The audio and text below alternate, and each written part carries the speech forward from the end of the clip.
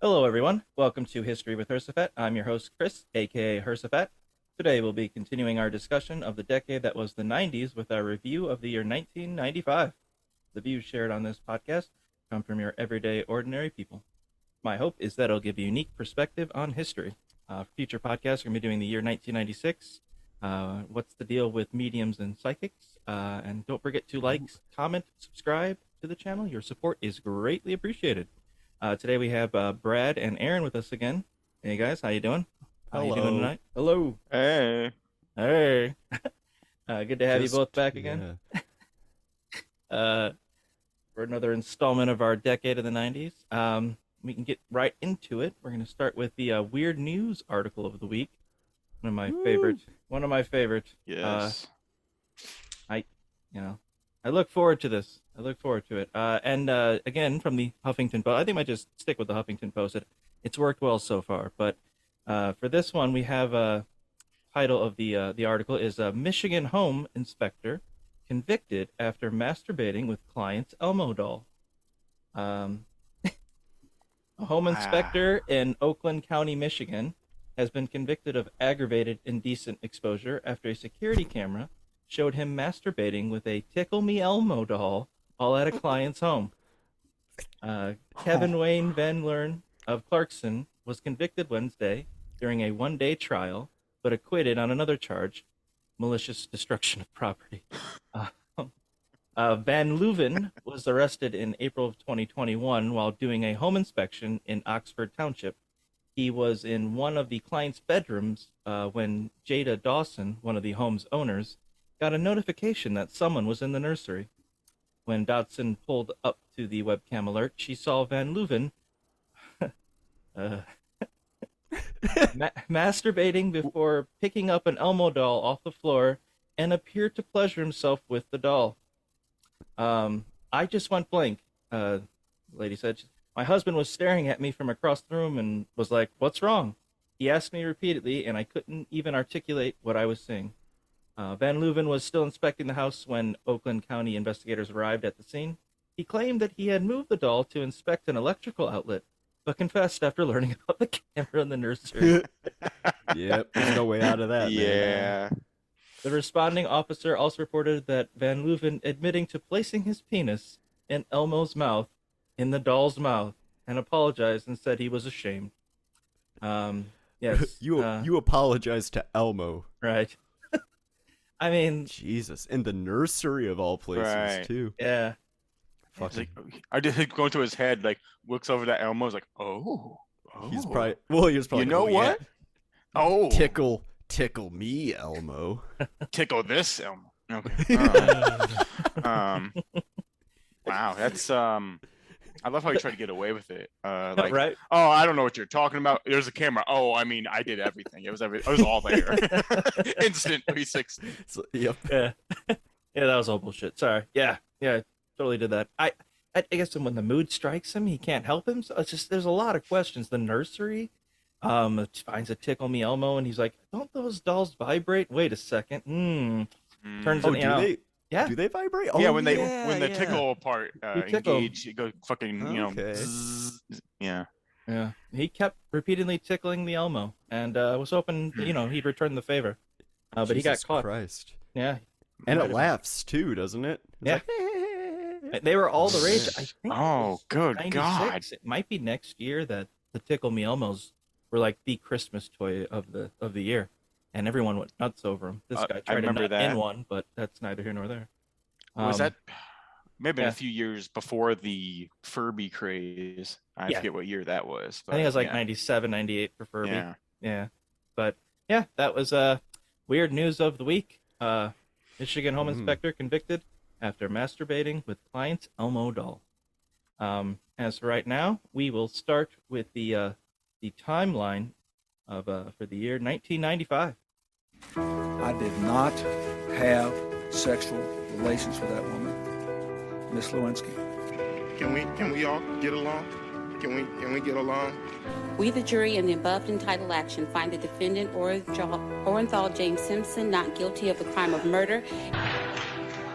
What the hell were you thinking?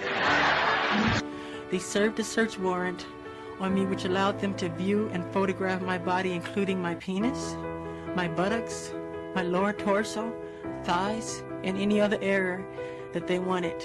Susan, I'm gay. That Diana, Princess of Wales, has in fact been killed in that car accident. A Senate panel describes Y2K, the year 2000 computer bug, as a worldwide crisis. And on January 31st, President Bill Clinton invokes emergency powers to extend a $20 billion loan to help Mexico avert financial collapse. As a gesture of gratitude, Mexico would introduce the Macarena to the American public the following year. On February 19th, Motley Crue drummer Tommy Lee marries Baywatch actress Pamela Anderson on a beach in Cancun, Mexico. The honeymoon was surprisingly uneventful as Pam spent the week reading, knitting, and playing backgammon while Tommy drove the speedboat with his penis. This next joke here, this one's for Norm Macdonald there. This one is, and I'll explain after, but I'll try not to screw this up. On March 28th, Julia Roberts tells reporters that her marriage to Lyle Lovett has been over for quite some time. The key moment, she said, came when she realized that she was Julia Roberts and that she was married to Lyle Lovett. And that joke, I believe, that's a Weekend Update joke. Norm Macdonald did it during the series. Oh, that exact joke? That exact joke, yeah. And that is considered his, I think he thought of it as his favorite joke. I think that's his favorite joke, where the setup and the punchline is the exact same thing. Yep. And so, yeah, I was like, oh, yeah, that's that one famous, and all I could think of was that joke. And I was like, well, maybe I'd do a nod to Norm here. As I don't know if it's just Norm Macdonald, but it was definitely a Weekend Update joke. So that is all him. But, I mean, that just cracks me up every time. But we'll get moving here. On April 19th, in Oklahoma City, domestic terrorists Timothy McVeigh and accomplice Terry Nichols kill 168 people with explosives, including 8 federal marshals and 19 children, while wounding 680 others. What would eventually come to be known as the Oklahoma City bombing. Terrorism, both domestic and foreign, would become an all too familiar sight for the American public as the decade would roll on, as would Janko jeans, bowl cuts, tongue and lip piercings, and starter jackets. This is very interesting. On May 11th, the very first Electronic Entertainment Expo, or E3, is held in Los Angeles, California. During the event, the head of Sega America, Tom Kalinske, made a surprise announcement that they were releasing the Sega Saturn ahead of schedule with little to no games for the release date. He informed the crowd the system will be $399, in the hopes that it would excite them. This would lead to one of the more infamous moments in gaming or E3 history when the head of Sony Computer Entertainment America, Olaf Olafsson, called Steve Race to the stage during Sony's showcase. Steve Race simply walked up to the stage, spoke into the microphone, and said, $299, and walked away to massive applause. That's true. Nice. Fucking baller move there, Olaf. Yeah. Good Olaf job. Olafsson. Yeah, Olaf Olafsson. So he's Olaf, son of Olaf. Comes from a long line of Olafs. Yeah, I wonder what his son's name is. I hope it's something completely different. That'd be like if my name was Lars Larson. Oh, right. Lars, son of Lars. Yeah. Great album. All right. Let's see. On May 14th, the Dalai Lama proclaims 5-year-old Gedhun Choki Nima, that is completely pronounced wrong, just go with it, as the 11th reincarnation of the Panchen Lama, which is essentially the Dalai Lama's right-hand man, or second in command. President Clinton thought the move was genius and worked tirelessly to replace Congress with kindergartners ahead of the coming election the following year. On June 6th, U.S. astronaut Norman Thagard breaks NASA's space endurance record for 14 days, 1 hour, 16 minutes aboard the Russian space station Mir. The endurance test consisted of simply staying aboard the space station, as the Russians they refused to do it. Screw that one up. But yeah, the space station Mir was like one of the first ones they ever built. Yeah, whatever happened to that? It was like Sputnik and Mir. It came crashing down. It fell back into orbit, and it came crashing down into the ocean or something. It just luckily landed there. Yeah, but That was the endurance test. I was like, it's got to be just because the fact that it's fucking Mir and it's like ready to fall out of the sky, or to the space, enter orbit, just burn up. Like, yeah, if you want to take a ride on that, man, go ahead. Even the Russians won't do it. There's no airlocks. It's just like a screen door. Old country living. You got a front porch that you can hang out on. Yeah. Oh god. Powered by vodka. On July 3rd, the members of TLC file a Chapter 11 bankruptcy, declaring debts over $3.5 million. When asked how things got so bad financially for the group, Lisa Left Eye Lopez said that they didn't chase waterfalls, but they did buy a few, which she admitted was rather scrubbish behavior. Wow, well done. Yeah, that deserves applause. That's supposed to be booing. That's supposed to be booing, but yeah. All right. On August 9th, Jerry Garcia of the Grateful Dead passes away of a heart attack at the age of 53. In cities all over the United States, deadheads spontaneously gather to mourn his death and celebrate his life, but tragically forget where they're supposed to meet and why they're there in the first place. On September 9th, Sony enters the North American video game market with the release of the PlayStation, a direct fuck you to Nintendo and a welcome addition to any stoner's bedroom in 1995. I think Sony was supposed to partner with Nintendo. They were going to have the Sony PlayStation. And then Nintendo, at last minute, like the 12th hour, goes behind Sony's back to partner with Philips. I believe it's Philips, or maybe it was another company that was like Sony's like nemesis essentially. And so it pissed them off. To Sony's credit, they went ahead and just did it anyway, and good on them because they made one of the best ever.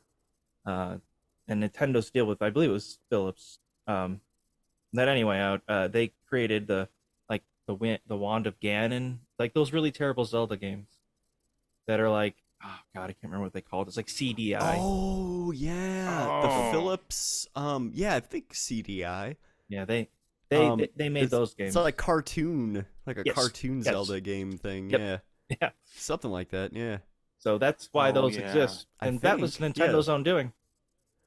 They gave. Excuse me, princess. Right. It's like just like really really bad dialogue, or maybe that was the gameplay. Zelda cartoon. I don't know. There's a couple of them. They didn't make just one. They made a couple like CDI animated Zelda games that are just hot garbage, just really really bad. Actually watched someone play a little bit of it, and I was like, this is awful. I feel so bad. Why is this person doing this? But they seem to enjoy the awfulness of it in a way that I just probably couldn't. We'll move on here to but that's a little that's a little fun fact that's why Sony's around. That's why they have a PlayStation. Thank you, Nintendo. On October 3rd, O.J. Simpson is found not guilty of double murder for the deaths of former wife Nicole Brown Simpson and Ronald Goldman. Simpson would thank the legal system for getting the ruling on the Rodney King trial so wrong that it afforded the next highly publicized trial involving a black man a get-out-of-jail-free card. Simpson also vowed to find his wife's true killer during the press conference following the verdict. It was noted that his house consists of absolutely no mirrors.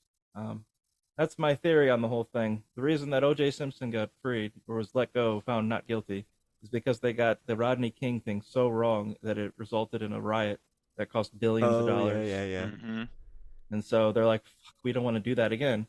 So that's what happens when you get it wrong. You let someone who's clearly murdered two people, allegedly, I guess, but everyone. So it's just kind of like, you get it wrong. Out. Well, yeah, I guess so. So that's to Nicole Brown Simpson's family. Or Ronald Goldman. Well, I will. Yeah. I will tell them. Yeah, write them a letter. I'm sure they'll like it. But yeah, he. That's my theory on the whole thing, at least. Because I mean, with Rodney King, it's right. It's caught on video camera, and they still got off, and they shouldn't. Oh yeah. So that's to avoid that. It was whoever commits the more, it was nothing was more publicized maybe ever. That O.J. Simpson trial spawned a obsession from the media about finding the next big hot story because that brings in ratings, which brings in revenue. And since that time, with the Gulf War and that, I think it really just sent it in the media in just the wrong direction. Yeah, I mean, I vaguely remember that trial being, it was televised. Yeah. We actually watched the the reading from the jury, the announcement of the charges, found not guilty. Uh-huh. We watched that in class. I was in elementary school. I don't know what the hell's going on here. But the teacher rolled the TV into class and was like, "We're gonna watch it." It was in 4th grade, I think, maybe. And I was just like, I kind of know what's going on because people have been talking about it, but I don't know who this is. And I'd never seen a teacher so upset that he, was found not guilty. Or teacher, well, how many teachers you see, but I've never seen somebody so upset that someone would found not guilty. I didn't really understand why, because I'm in 4th grade. Why are we watching this? Shouldn't we be learning about, like, I don't know, anything else, social studies, language? Teacher, what is murder? Right? Not guilty of what? Well, you see, kids. Oh, God. So, yeah, we'll move on here. On November 1st, the last signal is received from NASA's Pioneer 11 spacecraft. Rumor has it that it met up with Pioneers 1 through 10 to create an amalgamation of spacecraftian proportions. On December 6th, the United States Food and Drug Administration approved saquinavir, that's pronounced wrong, saquinavir? I don't know. The first protease inhibitor to treat HIV and AIDS. Within 2 years of its approval, annual deaths from AIDS in the United States fell from over 50,000 to approximately 18. No joke for that. Just thought that was really cool. Yeah, that's good. So, yeah, and that is our timeline for 1995. I hope everyone enjoyed it. Yeah. And they are a fickle audience. They are. They just turn on a dime. Yeah. Oh, fuck. The children's section also approves. Yeah, that's the children. Yeah, right. Yeah. They couldn't get adults cheering. They can only get children, apparently. All right. So we will now move into the movie portion of the podcast with the movies of 1995. Hey, want to hear the most annoying sound in the world? Oh, what's in the bar? He's beginning to believe. You can't handle the truth. I must have drank me about 15 Dr. Peppers. You are a child plaything. I see dead people. Your first appearance are dead. Hold on to your butt. I'm the king of the world. All right. Thank you, Ron. And we will move into the top 10 movies in terms of gross in the year 1995. And number 10, I was actually kind of shocked to hear this. I thought this movie bombed, but I guess it did in terms of its total budget because it went horribly over. Waterworld was 10 in 95. Never saw that. Yeah. Always heard it cost a shit ton of money to make, and I don't know. Yeah, Kevin Costner had to use his own money to finance the film to get it finished. Otherwise, he was going to take a huge loss. Huge loss. It was actually less money for him to spend like millions and millions of dollars to get the movie fixed than to not any at all. So, yeah. And there was that joke on The Simpsons with the Waterworld arcade game that Milhouse was playing. He like starts it. And I think he takes like 2 steps forward. And it's like, game over. Please insert 40 quarters. Yeah. He's like, oh man, Yep. and then he just starts putting quarters in. Right. Yeah. Oh, it's okay. I just remember there's a scene. I mean, he pisses like in a jar, dumps it into this. I don't know what kind of call like an Acme like Rube Goldberg machine, like the dun dun dun dun dun dun dun dun dun dun dun, and it comes out water, and he drinks his own piss. Oh, okay. It's like the first thing he does, like in the movie, and I guess that's like one of the big things. They found how to turn your own piss into drinkable water in Waterworld. But I remember it's there's kind of like Dune, the still suits. Like you wear the suit, and it takes all your sweat and piss and everything and filters it and turns it back into water that you can drink. Yeah, exactly. Yeah, pretty much. That's a way cooler concept though than a Rube Goldberg machine. It just what it looks like. It's just this cheap looking thing. I don't know, like a makeshift. Well, get your own science kit, homemade stuff. I don't know, but distill your own piss. Right. Not to do with family. But I remember there's a scene where these like 3 speedboats are like going at each other. And, we watched that scene together. Yeah, and they blow up well before they even It's not even close. but It's not even close. you go. You do that in a lot of, like, I don't know, like 80s, 90s action movies. If you go frame by frame, yeah, usually the explosion happens right before. So it's just bad timing on the production team's account. The stunts, the whole thing, like it was just badly timed. Just off by a second. It usually happens so fast you can't really notice, but yeah.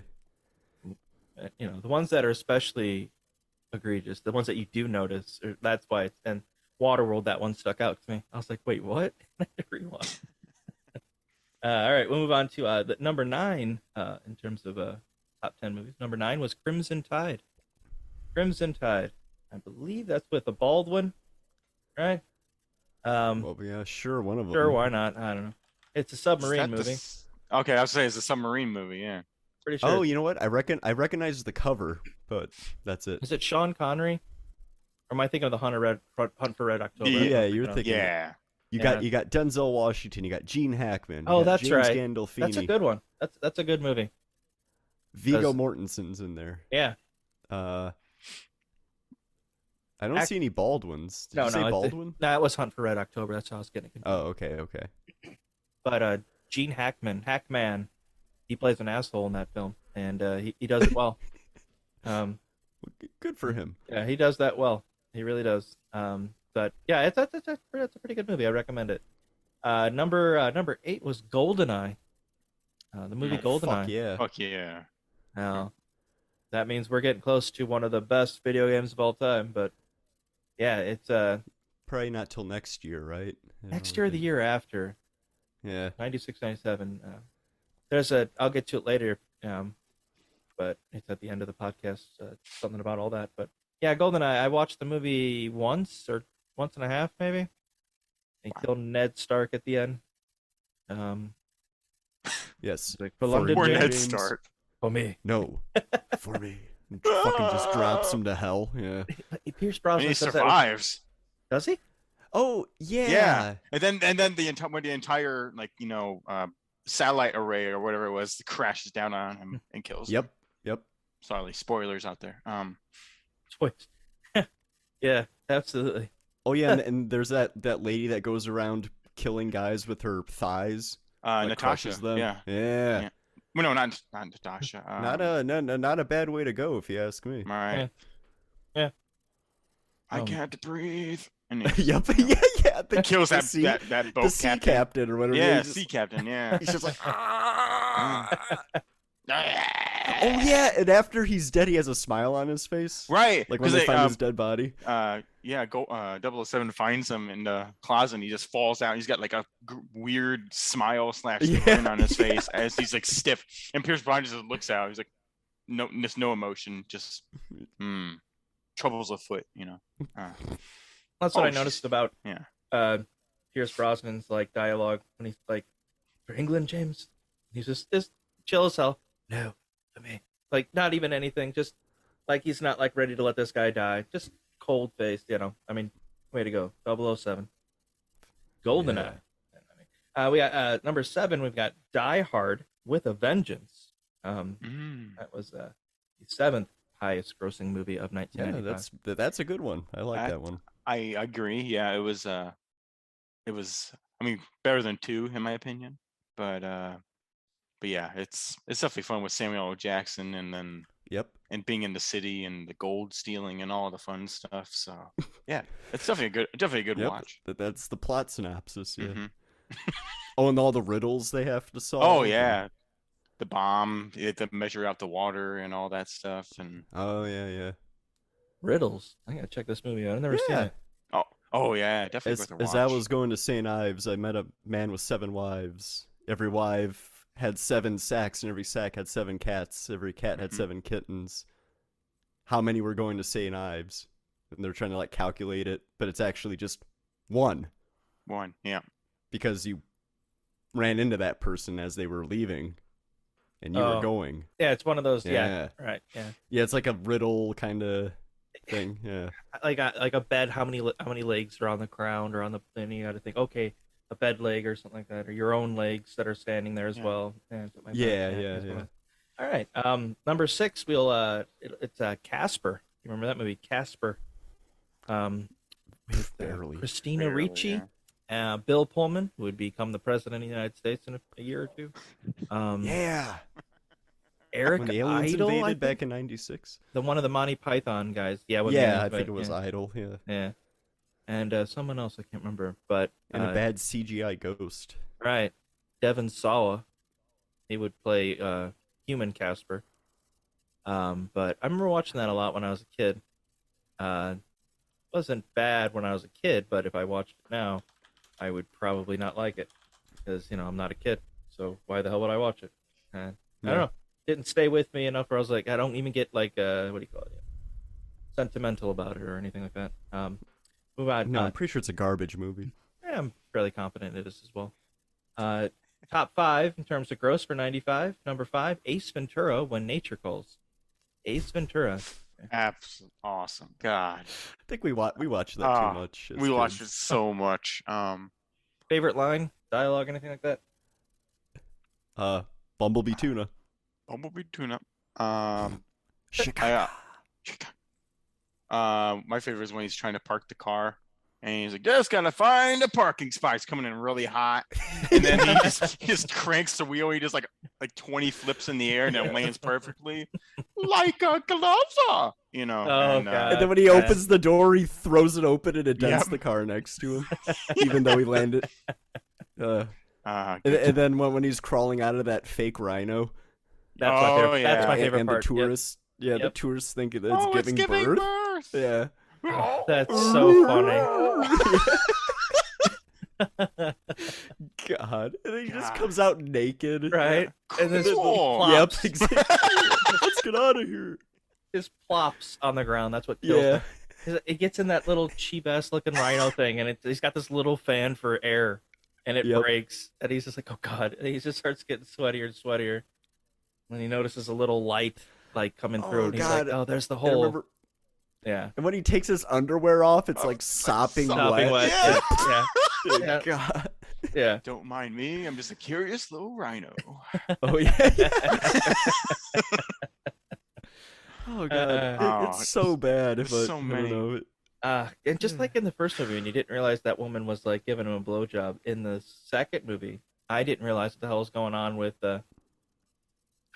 I don't know. It's one of the tribe members. She flashes him or something. He's like, "Those are very nice," And he's like, "Ooh, come to my tent."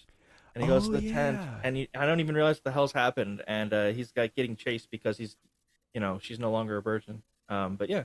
Oh yeah. Oh yeah. They're and then the one guy's crying or freaking out, and then it's like, what's he saying? Oh, he's saying he's no longer a virgin. She's no longer a virgin. Yeah. Chakaka. Then he's running away. You remember their village custom of greeting, spitting on you? You should just spit on him. Yep.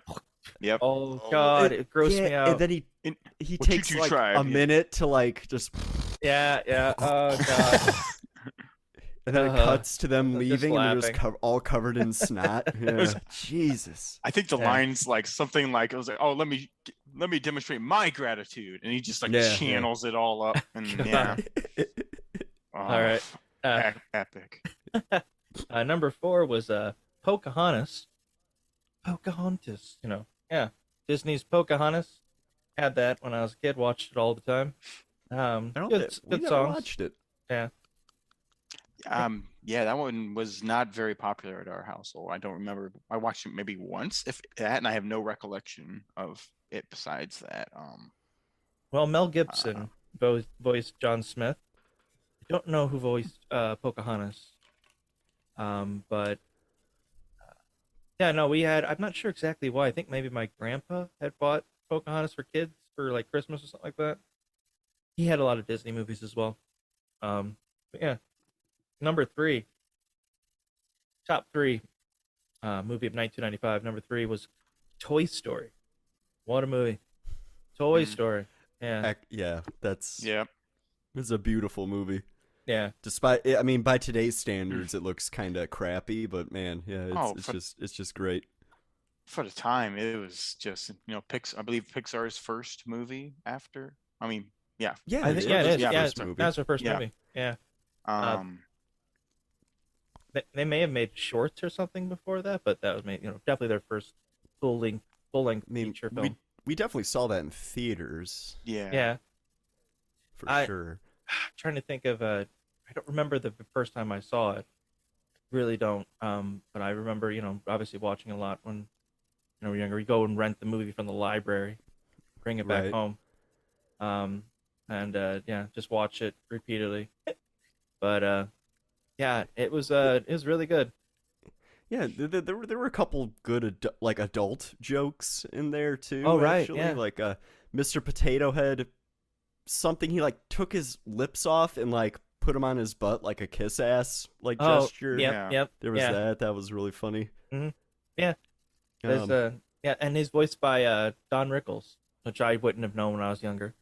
And the Slinky Dog is voiced by Jim Varney. Yep, Ernest himself. Ernest. Yeah. Oh wow, yeah, I never. Yeah, and I didn't think about that. Wow. Oh, and the dinosaur is the inconceivable guy from Princess Bride. Yep.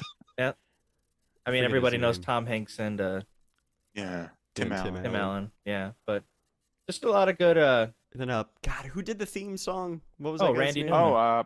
Randy Newman. Yeah. Yeah, Randy Newman. Got a friend in me.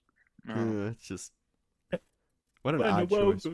Up ahead. Yeah, it's good. Oh, the video game for the PlayStation was fun as hell. Toy Story. It was difficult too. I remember Super Nintendo. Yeah, I remember. Maybe it was Super Nintendo. Yeah. Maybe it was Super Nintendo. Yeah, you're Woody and you're kind of flopping around trying it also to came jump up on with PlayStation shelves 2. and PlayStation as well. I should say not the PlayStation 2. That'd be late. That would be reason. I mean, saying reporting this over to PS2. That one of all the one, yeah. I mean, you of could, all games, yes. I mean, PS2 was backwards compatible, so you could play. Yeah. But, we'll move on here. Toy Story though could not have a better start for Pixar. Just a game changer of a movie. Pretty much for Steven Spielberg to get what was that, DreamWorks, which is kind of like his response to the whole thing, which I think would become what is the company that makes what do you call it, the Minions movies, Despicable Me, all those extra. It's like Pixar, but it's good. They're also excellent animators, but it's it's different. But yeah, it is like Illumination or something like that. Yeah. But all right. Oh yeah, that sounds right. Number 2, and movies enough. Number 2, we've got Apollo 13. Houston, we have a problem. Great film. Yeah, that's a great movie to fall asleep to. Yeah. Oh yeah. Yeah. Well, is it just knock you out? I don't know. It just soothes you. I don't know. It's a very comforting movie to watch. What part? I don't know why. Most comforting, is it when everything's going haywire, things are falling well, apart? Yeah, I'm asleep by that time. Right. So. Yeah. You just ever wake up to screaming. That's what do you call it? That's Ron Howard. Yeah, Ron Howard film. Yep. His brother plays one of the NASA coordinators, back in Houston. Clint. Yeah. Clint Howard. Yeah. I can't remember the guy's name. That's like the main guy they talk to when he's saying Houston, the head, or the actor's name, but he's in The Rock. Is it Ed Harris? I don't know why I think. Is it Ed Harris again? It's like I always said Ed O'Neill, but I know it's not that. Yes, it's Ed Harris. I do this every time. Ed Harris. O'Neill is Al Bundy. Al Bundy. I know. Yeah, every time. Yeah. But no, fantastic. Kevin Bacon, Tom Hanks, all that. Very good stuff. Gary Sinise. Ooh. Yeah, absolutely. I think they did a lot of stuff like in Zero Gravity too. They actually filmed it too. So an actual some of the space. Scenes. Yeah. So but I remember watching that in at the drive-in, and it was actually a 2-parter, because I believe it was these 2 movies, if I'm not mistaken. We saw both of these in the drive-in. It was a 1-2 punch. Our cousins from Illinois joined us as well because they were there and they'd never been to a drive-in theater in their lives. But the number 1 movie of 1995. Any guesses? No, not Titanic. No, too early for that, unfortunately. Yes, very unfortunate. Damn. Fucked up. Shoot, I don't know. No, right. I'm not gonna say it. Don't you say it. All right. Nah. Top movie? In terms of gross for 1995, Batman Forever. Oh God! Was that really? which one was that? Yeah, that was Schumacher. That's that... Schumacher. That's Chris O'Donnell, and that's Val Kilmer. That's Jim Carrey, and that's Tommy Lee Jones. Okay. Yeah. One of my favorites. We saw that in the drive-in. I remember that. One of my favorite things I learned about this movie is how much Tommy Lee Jones hated Jim Carrey.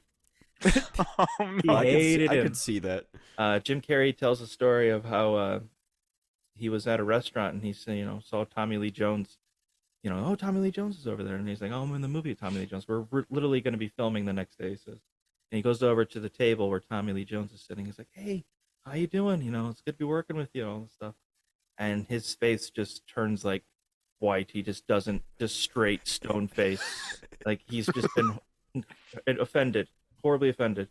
And he pulls, Jim Carrey goes down to, I can give him a hug or something like that, or just say hello or something. And Tommy pulls in and he says, I can't remember to the extent, but I remember the line was, "I cannot sanction your buffoonery." That's what he told him. He's like, I cannot sanction your buffoonery. She's like, "Oh, all right." Alrighty then. Yeah. Alrighty then. And so like the next scene that they had to do was like their first scene together where, he's the Riddler, he's being a lunatic, and Tommy Lee Jones has got to play this. Yeah. And the whole time he cannot stand Jim Carrey at all. He hates him. So it's one of my favorite stories from that movie. What an old curmudgeon. Yeah, nice. I know. Do you have any favorite lines or scenes for that movie, Brad or Aaron? Either or. No. I watched the one the movie that a lot. was. I barely remember. I know, remember watching it, but like I always remember like the different movies that are later down in the 90s that always come to mind when I think of the 90s Batman. There's only one more after this, and it's a clunker. Doozy. It's a doozy. So stay tuned for that. But yeah, I can't remember much from this one. I don't really remember anything. So obviously it's got Chris O'Donnell. It shows the origins of Robin, and Two-Face. Oops, sorry. That was the number one movie in terms of 95. 95. And then and then Ace Ventura: When Nature Calls is in there too. Yeah. What different the times? Fuck? Yeah. This is not. It's not cinema, really. It's. I don't know. Here's the thing: my personal film selections are infinitely better than this entire top 10 gross movie list. Apollo 13 is great. Toy Story is great. Yes, of course. Pocahontas is good. Those are. But that's about it in terms of like those are like classics. Well, that's in terms of gross. Yeah, in terms of I'm thinking of like what movies won the Oscars. Right. Probably nothing near that. Apollo 13 was nominated. Yeah. Toy Story was nominated, and that's it, I believe, on that top 10 list. Batman Forever was probably nominated for the soundtrack, which, by the way, I went to Barnes & Noble not too long ago. Well, actually, it was a long time ago now. It's over a year. Fuck. Anyway, about a year ago, I went to Barnes & Noble, and I checked out their vinyls, and they had a Batman Forever vinyl for $50. $50. Is that the one with Kiss from a Rose on it? Or was nice? No to you, Aaron, but yes to Brad. That is the one with Kiss from a Rose. Well, there you go. That's all you need. Oh, for $50? Right, absolutely. That's a party. That's a party album. Oh god. I mean that's a fucking beautiful song. It's worth $50 just for that song on a vinyl. Yeah. Why not? In terms of melodic, the song melodically is very good. Yeah. It's got very nice like old timey. So it's well done. You wouldn't hear stuff like that. Those melodies in '95, you don't hear that. So good on Seal. Yeah. But, the song does not fit with that movie. I don't know why it's even in there, but it's a doozy. Batman Forever. I just remember, I remember seeing in the drive-in, and I really liked it. I love Jim Carrey, so anything Jim Carrey did, I was all about it. And I liked Robin because he was younger than Batman, and I feel you could relate to Robin, being the younger one. So I suppose so. But yeah. Also, his parents died in a trapeze accident. Right. We can all relate to that. We can all relate to that. Absolutely. Right. So, Batman Forever, though, number one in terms of gross for 1995. And now we will move to personal film selections of 1995. And I think I might go from the bottom up We don't have to dig in deep with all of these. Some of them we can, just kind of skim over.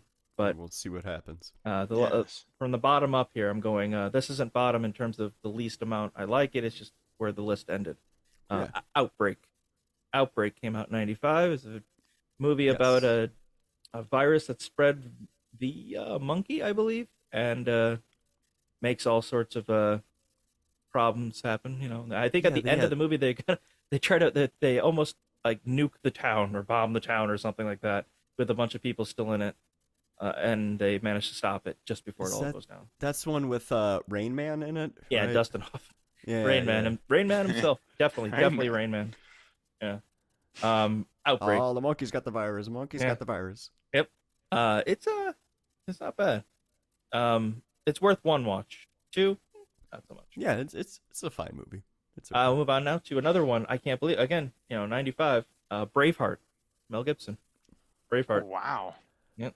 I've never seen that movie. I just know the seen whole Braveheart? They can take away our lives, but they can't take our freedom. Yeah, and like the end. Yeah, that's the most part I remember. Or whatever the hell he says. Yeah, like 3 hours. I have no idea. He's got blue on his face. Yep. Yeah.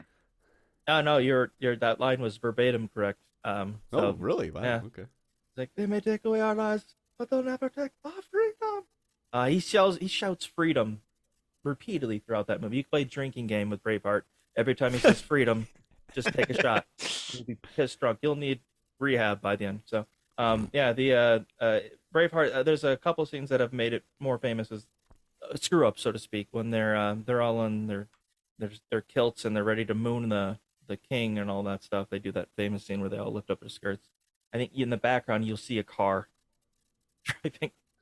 I think I saw. Yeah, I think I saw a YouTube video on that where they point out that there's a car in the background, a time traveler, no doubt. No doubt. But it's also not historically accurate at all. However, it does feature one of my favorite beers. The guy that's inspired for it was Robert the Bruce. It's a nice beer. Malts or something like that I prefer, but from that movie is what I cite. That's the only time I've heard that character name was in Braveheart. But real person, but not. Oh, it was a real person. Yeah. Okay. But not. He didn't do what they did in Braveheart. Anyway, another movie I thought was pretty good. I've seen a couple times here. It didn't get as much attention because of Braveheart, but Rob Roy I thought was really good with Liam Neeson. When he's in Ireland, he's an Irish dude, and he's fighting with the Brits. And it's got the guy from Pulp Fiction, the Honey Bunny, the blonde-haired fellow, the Mr. Orange, I think his name is, and Reservoir Dogs. Tim Roth. Yeah, Tim Roth plays like the main villain, and I never heard of this movie. It's quite good. It's better than Braveheart, I say. Rob Roy better than Braveheart. Move on now to the another movie, Jumanji. Hey, Jumanji. Oh yeah. That's a cool movie. Did you guys realize that the hunter that's after Daniel, I believe his name is, or maybe I'm just thinking of Mrs. Doubtfire, whatever the hell the guy's name is, Robin Williams' character, the hunter that's after him, is the same. The actor who plays the hunter is the same actor who plays his father as a kid. So it's essentially his father is coming after him, is the hunter, is the idea, is the underlining thing, or the overlining. Wow, that's a whole layer that I never knew existed. Right, it adds a whole another thing to it. So then when you think about it, that's the guy he fears the most, and it's the guy it's played by his father. So when you watch that movie and you understand that, it has a whole different feel to it. So I would recommend rewatching it with that knowledge. Yeah, I was gonna say I was a dumbass kid last time I watched that movie. All right, it's okay. It happens. You can correct it. Do you have any things you like from Jumanji that stuck out to you, Aaron? Oh, it's been so long since I've seen it. I couldn't even tell you. Brad? Robin Williams, when he comes out with the huge beard. What year is it? Right. Yeah. I actually had watched that movie semi-recently with a bunch of people. Well, I don't know them personally, but and I dropped that knowledge that his father was the hunter, and nobody in that server knew who the hell. What? Oh, really? I was like, yeah. Apparently, that's not a common thing. So don't worry, Brad. Don't feel too bad. Apparently, that went over a lot of people's heads. Yeah, wow, we're breaking ground here. Yeah. And we'll move on here. Another Disney classic. I just love this movie. It's probably not that good of a movie. It's not that good of a movie, but I love it, and I could watch it again. Because I mean, you love him or hate him, I think he's great in this movie. Heavyweights, the movie Heavyweights, with Ben Stiller as like the psychotic, the workout fellow who's basically White Goodman from Dodgeball, like 10 years later. It's the exact same character. But yeah, there's a bunch of, it's just camp for heavy set kids to go lose weight at camp in the, I don't want to go to fat camp as they call it, it's got all this stuff. And it's got some good messages in it too, but the comedy's funny. It's got both Ben Stiller's parents, Frank Costanza. Right. It's got his actual comedy. His parents, he comes from a comedy legend family where they're just like, everybody's in comedy and they're all hilarious. So, but Heavyweights, I believe it's on Disney Plus. Definitely worth a watch. Yeah. It gets crazy at the end, but it's nuts. Yeah. Do you have anything to share, Aaron? When I lived with my previous roommates, they were adamant that I need to watch this movie because it was like one of their favorite movies. And when I watched it, I was like, okay. And then like the ending was so funny. It's nuts. So yeah, it was definitely a good watch. So yeah. I can see like maybe once a year, maybe once every couple of years. Yeah. It's not like but it's better than Waterworld. So let's go there. Yes. Yeah. I mean, that's going to be the criteria for all of this. If it's better or worse than Waterworld. Waterworld is the baseline. You've seen that movie, Brad? Have you seen Heavyweights? No, I have not seen it. I've heard the name, but that's all. Yeah. So put that on your list. Sure. Or not, But we'll move on now to one of my favorite, and this is this movie came out in late December of 1995, so it's basically a 96 movie. But it's one of my favorite movies of all time. It's also on Disney Plus. It's called Mr. Holland's Opus. It stars Richard Dreyfuss. It stars I'm trying to think of other people that stars.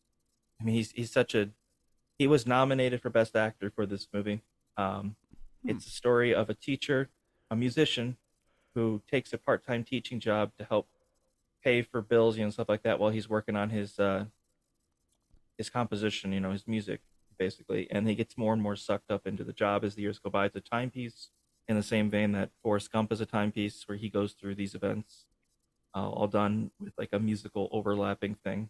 There's numerous great lines. He basically, it's corny in a way, it's cheesy because it's got those, it's almost, formulaic where you can see where it's going for some parts. Some parts take you by surprise.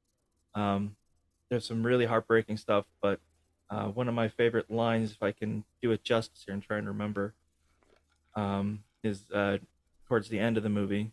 He's like before a school board and they're talking about the budget, and like the head of the guy is played by William H. Macy. William H. Macy's in this movie. So he's like, if you're going to choose between art and, drama or, long division, I'm going to choose, or if it's like between Mozart and long division, I'm going to choose long division, William H. Macy says. And Richard Dreyfuss is like, well, sooner or later, if you keep taking away, the arts from these kids, they're not going to have anything to read or write about. And he leaves. Like I butchered that whole line, but there's like a line at the end. It's really good. But anyway, Mr. Holland's Opus, I highly recommend it. If you have never seen it, definitely worth a watch. More so than Heavyweights, I'll say that. Yeah. I guess better than Waterworld. Better than Waterworld. Don't even include it. Another one we'll get to now. The Basketball Diaries. Have you seen that? The Basketball Diaries. You know what I'm talking about? Have you ever seen this movie? I've heard of it. Nope, never seen it. No, I have not. Okay, so this movie was interesting because Leonardo DiCaprio and Mark Wahlberg were in it, and they didn't like each other. Mark Wahlberg didn't like Leonardo DiCaprio because Mark Wahlberg's from Boston, and he doesn't like what he perceived to be this little wimpy kid. And what do you call it? This little boy, like he's not a man like me, and so they would get like these fights and stuff like that, and he'd be like a dick during them, like playing like basketball and stuff like that, and they get signed up to do this movie together, and Leonardo he didn't want to do it with Mark, and they had this big fight about it, but eventually they made up. But it's a pretty graphic movie. If you ever want to see Leonardo DiCaprio go down on another dude in a bathroom stall in some subway, this is your movie. He does it. He gets heavily involved in drugs and God knows what else, and it gets like he goes to great lengths to shows what addiction can do to promising young people to just get caught up in this lifestyle. I'm pretty sure it's based off a book, but yeah, I remember watching that movie and being like, I was not expecting this at all. Holy shit! But it's another one of those movies that's good for at least one watch. And we'll move on now to Balto. Balto, another fine animation film. Kevin Bacon, I believe, voices Balto. As one of the better animated films of the year, I thought. Balto. Yeah. It's a true story about a wolf dog, essentially, that helped lead up in Alaska. I did a select dog racing sort of deal where they needed medical supplies for a town that was way out there, and everyone was getting sick, and if they didn't get aspirin or these pills or something like that, they would die. A lot of them would die. So this dog led the way, and they did it, I think, a couple times, and they erected a statue for Balto, and so that was the whole thing. But it's a good movie, very good movie, especially for kids. Another film for 95, one of my personal picks, The Usual Suspects. I thought, this is a good watch the first time through, especially that twist at the end. It's at least a double watch, so then you can pick up on every little thing that you didn't notice before. I saw that once, and I remember there being a twist, but I don't remember what the twist was. So I don't know if I should tell you. I don't know. It's like I you might never as watched it well at have. all. Yeah, I was gonna say it's like I never watched it. Aaron, have you seen The Usual Suspects? No, No? I do not. Yeah. Oh, okay. There's a scene where go on. It's like a crime movie, right? Like a mafia movie or a hitman movie or something with crime. There is something with Organized crime. There's an organized crime. Okay. There's a crime group, and they're trying to figure out, this head of the crime group is a guy by the name of Kaiser Soze. One of the more infamous scenes in movies is when they have Benicio del Toro, Kevin Spacey, before everyone knew he was a creep, Kevin Pollak, what's his name? Anyway, they get this group of actors, whatever, and they get him in the Billy Baldwin. They get him in the lineup room, right? So people are looking up, turn to your left, number 4, turn to your right, and they're all laughing. I remember that scene because they're all laughing because somebody, I think it was Benicio del Toro, couldn't stop farting, so he's just ripping ass the entire time, and so they all start laughing. And Snyder, who I believe it was Zack Snyder who did this movie, whoa, wow, he did he got so mad at him because they wouldn't stop laughing. He kept ruining it. So the scene in the movie, that was the best one they could take because they just couldn't get through the scene. So no, it was the director was Bryan Singer. That's right. I think that's the one that's in trouble. He's not being recruited anymore. He's in the same vein as Kevin Spacey. I could be wrong. If I'm wrong, I apologize. I don't know. But we'll move on here. Another movie that I thought was really good, especially if you like the book and if you're a fan of Stephen King, Dolores Claiborne. Fantastic film. Dolores Claiborne. Yeah, that is with Kathy Bates. She plays Dolores Claiborne. It is an excellent movie. If you get a chance, you see it streaming anywhere, plop yourself down because that's going to be the best 2 hours you've spent. Very good movie. I don't want to give too many details if you haven't seen it, but Kathy Bates puts on an excellent performance. It is well done from top to bottom. That's interesting because Kathy Bates was Annie Wilkes in Misery, Yep. which is also Stephen King. Yep. There is mention of Dolores Claiborne in the movie that I will probably talk about here. I believe it came out in '99, so I'm definitely going to mention it. Stephen King's The Storm of the Century, which was something he wrote just for TV. There's no book, maybe later a book would come out, but he wrote that whole thing for TV. But there's, in Stephen King's universe, Dolores Claiborne is a big part of it. and so is dairy and all that stuff. So Annie Wilkes. Yeah. But we'll move on now to Brad. I think you'll probably take over here for a minute and get something to drink. But another film that came out, a personal selection of mine, a movie that is dear to my heart for a couple of reasons. And that movie Putting you is on the spot here. Mortal Kombat. Mortal Kombat. Oh, Mortal Kombat, huh? Yeah, Mortal Kombat. Here we fucking go. All right. While this music is playing in the background, I want you to talk about it. It's definitely a coming of age piece.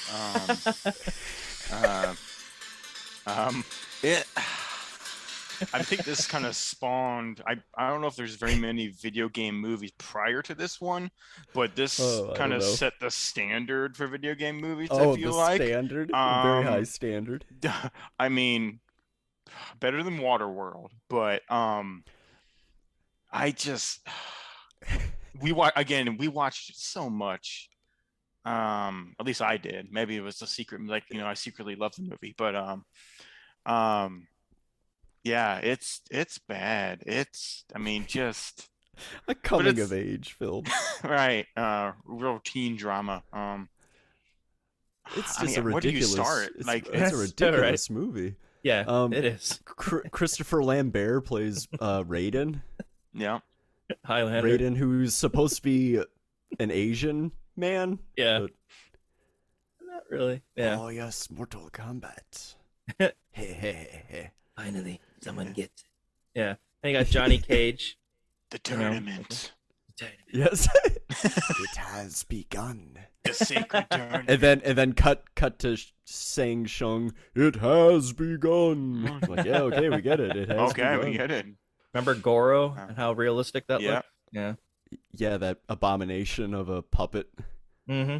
Right. And then Reptile was a very, very badly animated cartoon thing. Yeah. Oh yeah. Okay. Yeah. Because he doesn't take human form until the. Yeah, Johnny Cage kicks him into a corpse, and then he reanimates the corpse, and I don't know. That movie doesn't make any goddamn sense. Well, you're trying to not die and everything. And and Kano. Remember Kano? He's this Australian guy, and he's all greasy and. Yep. Hello, love. Hello, love. He gets his legs. She wraps her legs around his head and cracks his neck. Yeah. Yep. Because I watched that movie once again. Not a bad way to go. No. Yeah. But sorry. Oh, it's okay. I remember when I was younger, my grandpa had just started dating this lady, and it was getting pretty serious, and it looked like he was going to marry her. And how that goes is that that she wants to make a good impression on his grandkids. So we're over at her house, I think, or something like that. My brother and I were staying there, and she had us go out and rent movies. And I don't remember what John rented, but I know what I rented, and it was Mortal Kombat. Fuck yeah. And we brought back Mortal Kombat to the house, to her apartment where we were staying, and we start watching it. And she's watching this movie with me, and she goes, "Christopher, what the hell? What is this movie?" And I was just like, "It's Mortal Kombat. It's great." She's like, "This is a crap movie, Chris. This is a crap movie." And I died laughing. I could not. I just thought that was the greatest thing ever. And so Mortal Kombat will always be, I'll always refer to it as a crap movie, but what's a little bit of that's some sentimentality there, I guess I could say, for me. But yeah, Mortal Kombat, I loved it when I was a kid. I saw no faults. Yeah, right. Yeah. It's just, I mean, Jesus. At the beginning, Shang Tsung is beating up a little kid. It's like Liu Kang's little brother, right? Right. Yep. Yeah, he doesn't just beat it. He takes what the his hell soul. is even going? How do you take his soul? Yep. What the Your fuck? brother's soul is mine. He yells out for him. He's like, I must go find my brother. I'm like, okay, cool. We're just going in here. Okay. This sorcerer is just going around taking souls. Yeah. Right. Uncontested. So close. Yes. Thank God they decided to do something at the very last tournament. He's won 999 tournaments in a row. He just needs one more. What the fuck are you doing? Just 9, not 999. Oh, yeah, okay. Yeah, it's a lot of fucking tournaments. If you win 10 in a row, then you can rule both our realms. realm. Yeah, because the Outworld and the right. real world. Yeah. Yeah, There's a lot of lore. There's a lot of Yes. story to this. So you'd have to watch the movie to really get it. Mhm. Right. Play the video games and read the info. Yeah, and play the video Absolutely. games. Read the booklets that come with the video games. Yes. Explains everything. Liner notes. Yeah. everything. Absolutely. I always remember watching that movie and recognizing that actress. I think Bridget Wilson. Oh, right. Because she plays another character in probably my favorite movies of this year. But I'm gonna Hold save on a that second. for- Hold on a yeah, I'm second. gonna save that. Yeah.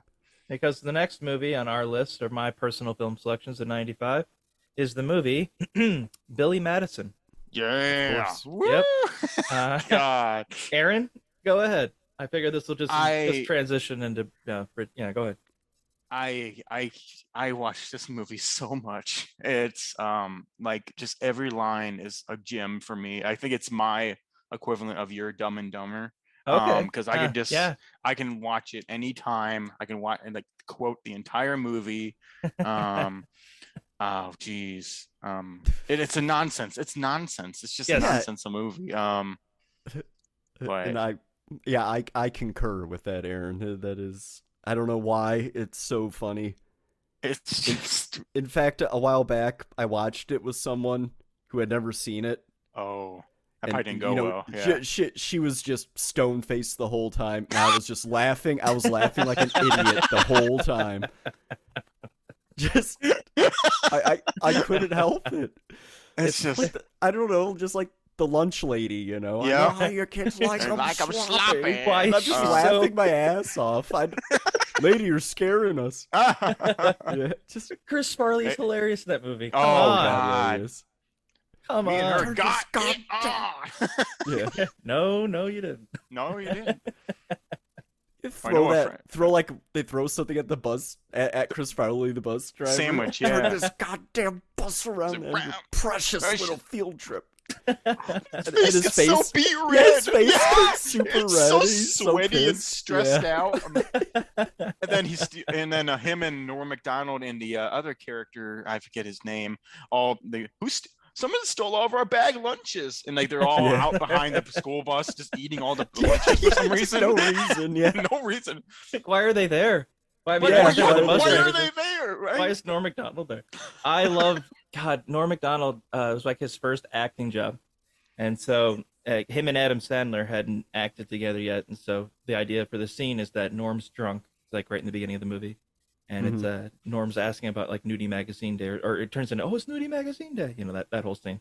Yeah. But Norm took it so seriously. He's like, well, the scene said I had to be drunk, right? So I got drunk and I passed out. So like the very first time that's like, all right, action, and Adam Sandler reads his lines and he's waiting for Norm to reply, and Norm is passed out drunk from like, he took it too seriously. And then so yeah, he was drunk for like pretty much like the large parts of that film, if you couldn't tell. I like one of my favorite lines in the movie is Norm Macdonald's, you know, hey, you want to go fill this bucket up with beer and give it to that donkey or something like that, get it all messed up? Yeah. Maybe later. All right, I'll go put some beer in a bucket. Or the clown, he's like, hey, Hi, kids. bet you thought that I was dead. And he's like, when I fell over, I just burned my head and had an hemorrhage in my head. And then the little lady, oh, the cow. Yeah. Oh yeah, that maid constantly Right. like wanting to fuck Billy. He's like, Yeah, it's like, oh, get that So little beautiful sweet behind behind. that, right? yeah. What did she say? Like how he's dumb, but he's a fine piece of ass though. Something like that. What a weirdo. Yeah. What a Yeah. My favorite's it's like, oh, if you're gonna stay in this bed all day, you can stay home and help me shave my armpits. And he's like, oh God, I'll go to school. I'll go to school. Yeah. God. Please, Billy, no gibberish. I'm begging you. But he's yeah. It's good. Hello. Oh yeah, Bradley Whitford. Oh yeah, is Eric. Excellent. Triscuit crackers. Triscuit crackers. Yep. How come you didn't bring me any delicious Triscuit crackers? Sorry, doesn't put the Triscuit crackers in Carl. my stomach now, does it, Carl? Yeah. Yeah. God. It's such a good. I It's probably not a good movie, but No, it's we probably love not. it. We love it. God. Oh yeah, and actually that last time I watched it, like I'm on Bradley Whitford's side the whole time. Oh, like, right? I give him the company. Right. Obviously. Yep. Yeah, absolutely. Because I don't think he had any grand scheme to like fuck over anyone or anything. He just wanted to take control of the company. Well, yeah, because and he seemed to be like a solid competent businessman. Yeah. It's like, yeah, obviously give him the company. Right. Oh, Doyle rules. Doyle rules. Yep. I have a feeling your whole family's going down. They hit that banana peel. And they go off the cliff. Still chanting it. And they're still chanting O'Doyle rules as they're going off the cliff. Yep. And then explosion sound, yeah. Yep. O'Doyle rules. They're not screaming. O'Doyle rules. Just cards. Yeah. So ridiculous. Oh, and if you watch the movie as they're going off the cliff, it's just like 4 dummies in the car. It's so funny. All right, we have to move on. Or we will I could go all day. Yeah. We have to do a whole separate episode on Billy Madison. Yeah. All right, now another one is again, this is a personal favorite. Obviously, it's my personal film selections, but this movie holds another dear place in my heart. Grumpier Old Men. I just watched this not too long ago. If you've never seen this movie, it's a pretty good sequel. Walter Matthau and Jack Lemmon just crack me up. The old man has the grandpa, Burgess Meredith, who played the Penguin on the old 60s Batman. But Burgess Meredith has just classic lines about, his like Jack Lemmon once, John Gustafson he plays. He goes to this couch they have set up by this lake where they go and fish and stuff like that. He brings his dad a beer. His dad cracks it open and he's like, what the hell is this? And he's like, it's light beer, Dad. The doctor wants me to watch my cholesterol. Ariel says his wife says it's a bit too high, and he's just like, I'm 93 goddamn years old, and you bring me this slopping foam? And he's like, every morning I wake up. Let me tell you something, Johnny. He's like, every morning I wake up and I eat 5 strips of bacon. Or he's like, no, every day I woke up and I smoke a cigarette and I eat 5 strips of bacon. And then for lunch, I have a bacon sandwich. And for dinner, bacon. Yeah, bacon. A whole damn plate. And I usually drink my dinner. And he says something about all those flat belly experts, and they took a dirt nap like 30 years ago, and here I am, all that stuff. But one of the scenes in that movie that obviously sticks with me for maybe a reason it's not so great, but I'll share this story. You probably have heard it. I'm pretty sure Brad has. I don't know if Aaron has. He may not have either. But there's a scene in the movie where John Gustafson gets kicked out of the house by his wife, and he goes to try and stay with the other grumpy old man, played by Walter Matthau, Max Goldman.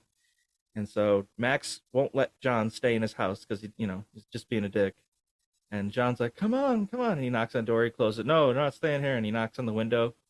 Max opens the window. He's like, what is it? He's like, come on, I'm cold. And he takes some matches. He says, here's some matches. Set yourself on fire. And many years ago, I was watching that movie, and I had to work in the morning. And I just started laughing because I completely forgot all about that scene.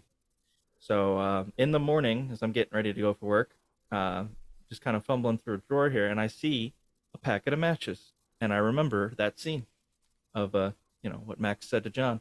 So I knew, it's just like February, that someone's going to say, oh, I'm cold. So I can't wait. I put the matches in my pocket, and I take off, go to work. I wait, I'm in there for 3-4 hours. And finally, the lady walks by, and she's like, I'm cold, and I can't get the matches out quick enough. And in my pocket, struggling around, I take out matches, and I throw them at her. I say, here's some matches. Set yourself on fire. And she doesn't laugh, doesn't smile, doesn't do any of that. She just simply says, I've been on fire before. Proceeds to lift up her pant legs and show me the 2nd-degree burns on her legs. Because apparently she had actually been on fire. And I had just told a burn victim to set themselves on fire inadvertently. I didn't know. I felt horrible. Man. What an asshole. No, we're totally cool. Totally cool. She was a wonderful lady. You could say that joke backfired. Yes, she wasn't my original target, too. Right. It was just because I was getting tired of waiting. I had somebody in mind that I wanted him to say it, but they didn't say it. It was cold that day. It was like 20 degrees. Never said anything. And sure enough, the old lady's like, I'm cold. And I'm like, well, I got it. Here it is. I mean, I have it in my pocket. Let's do it. I should have kept him there, but I didn't. So, yes, that movie eventually led to me telling a burn victim to set themselves on fire. So, again. Yeah. It's awkward. All right, we will now move on to what's that? Yeah, 5 more here. One more or 5? Yeah, 5 more. Tommy Boy, personal film selection '95. Tommy Boy. Yeah. Oh man, that's a great one. That's another Farley Spade. It's it's classic. It's a classic movie. It's probably not good. It's probably not good at all, but it is funny to me. I feel like that one. It definitely has more heart to it than like Billy Madison. Yeah, Billy Madison. Or Waterworld. Oh, for sure. Waterworld. Right. I mean, fat guy in a little coat. That famous line from there. You know, all that stuff. It's just it's a classic film. Yeah, Tommy Boy. There's nothing really that sticks out right now that I can think of. You know, holy shnikes, my face doesn't hurt really here or here, but more right here. It's just this big red line. Yeah. They like, hit nope, a deer. no, The deer tears up their car because apparently it's still alive. Yeah. Oh yeah, he got hit in the face because David Spade hit him with like a 2x4 or something, right? Yeah. Yep. He breaks David Spade's door because he leaves it open and he backs up and he bends it. Yeah. It's M&M's in the vent. That's okay. They have a thin candy shell. Your brain has a thin candy shell. Yeah. Your brain has a. What was that? Yeah. You could say it. Just start trailed off there. Did you eat a lot of lead paint as a kid? Why? God, and Rob Lowe's in that movie too. Yes, he is. He's the bad guy. Yeah. All right. Well, we'll move now to. We only got a few more left here. Another personal film selection of mine. '95, a Goofy movie. Classic. Yeah. Classic. They went hard on that soundtrack. They went hard. Yeah, they did. So the intro song, you know, there's the bus driver's like, I'm gonna sit on my butt. You know, it's just like this. I don't know. It's probably not good. It's probably not good. But I always liked it when I was a kid. I don't really remember it at all. So. And I haven't watched it in a long time, so it's not like one of those like nostalgia to an extent where it draws me back. But you know, I still would be like, well, if you've never seen it, I'd recommend watching it at least once. Chris, remember you showed me a part of that movie back in my old apartment, like towards the end, when the whole song is going on, and like he walks in on a lady, and he like grabs his nose and like spins. his ears. He makes really this weird, really crazy facial expression that lasts for like a second. Yeah. Like I've never understood that. I still don't understand that. I don't know what he's doing there. I don't know what that's implying. It's weird. I think he's orgasming. Oh, well, that's good. That's that was my guess. Well, you don't see the lower, they stay above the right, equator. You just see his face, his O face. Yeah, you see Goofy's O face. Uh-huh. Oh, God. You meant Gorsh. All right. Gorsh. Gorsh. Yeah. We get to all right, now we got 3 more here. My top 3 of '95. Oh, here we go. I'm assuming, Brad, next one right here is the one you're probably referring to. A fantastic film, start to beginning. Fantastic. Movie 7 with Brad Pitt and Morgan Freeman. The movie 7. Oh, the movie I was referring to for what? You were talking about like 95 has some good films, and I was like, well, I'm probably gonna mention... it was Mortal Kombat. Oh, was it? Oh. Yeah. But no, seven is also very, very good. Very good. For being an actual movie, yes. Yeah. Yeah. 7 is an actual movie, yeah. 7, again, Kevin Spacey, it works even better now because everyone knows how creepy he is. But, what's in the box? Detective! I believe you're looking for me. It's fucking chilling. Yeah. Oh, man, and that scene with the, what was it, heroin addict?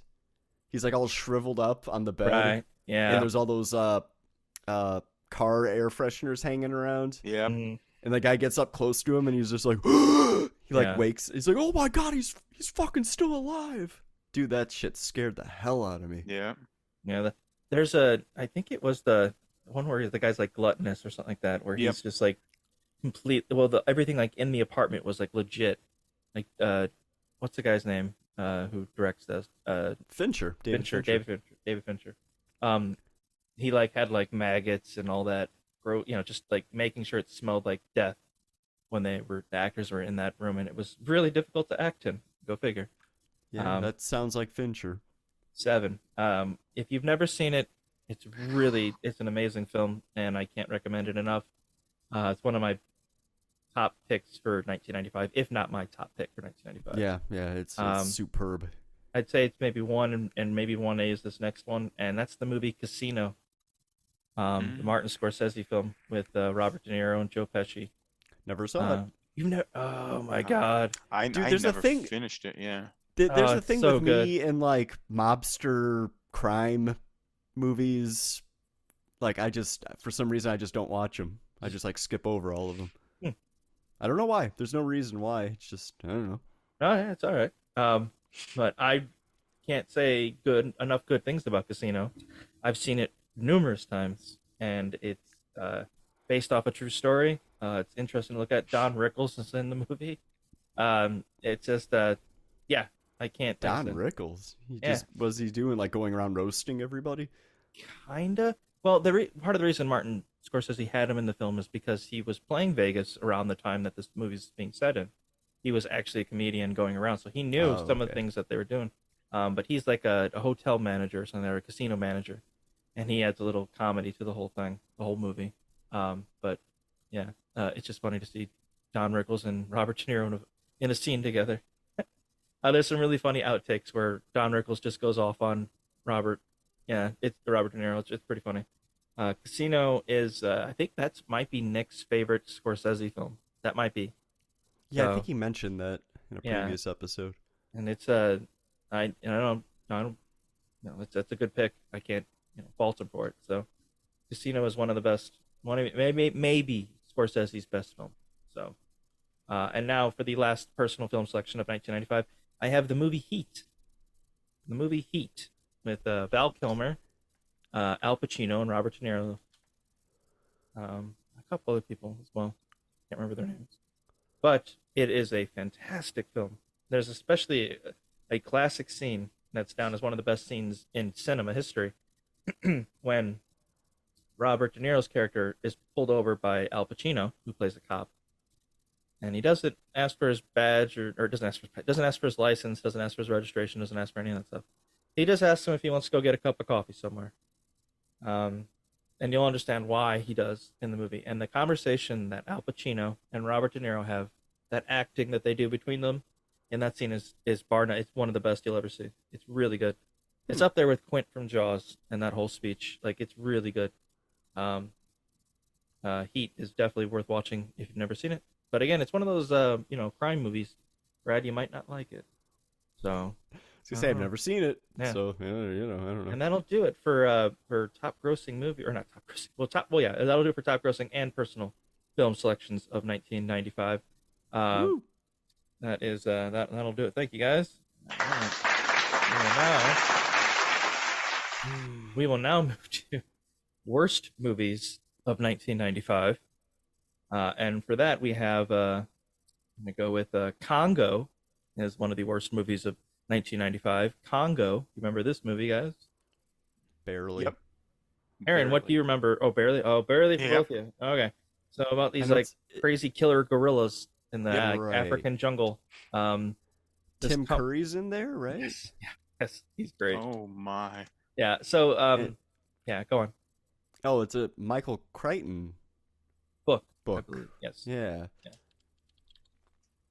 So there's this company that's trying to find these diamonds that is going to help with their satellites that are rotating around the Earth, whatever it is. I'm not sure to the science behind why diamonds are especially needed for these lasers on their satellites. It's never really explained in the movie, but they lose contact with their people on the ground in Africa, and so they send in a team to go find out where they were.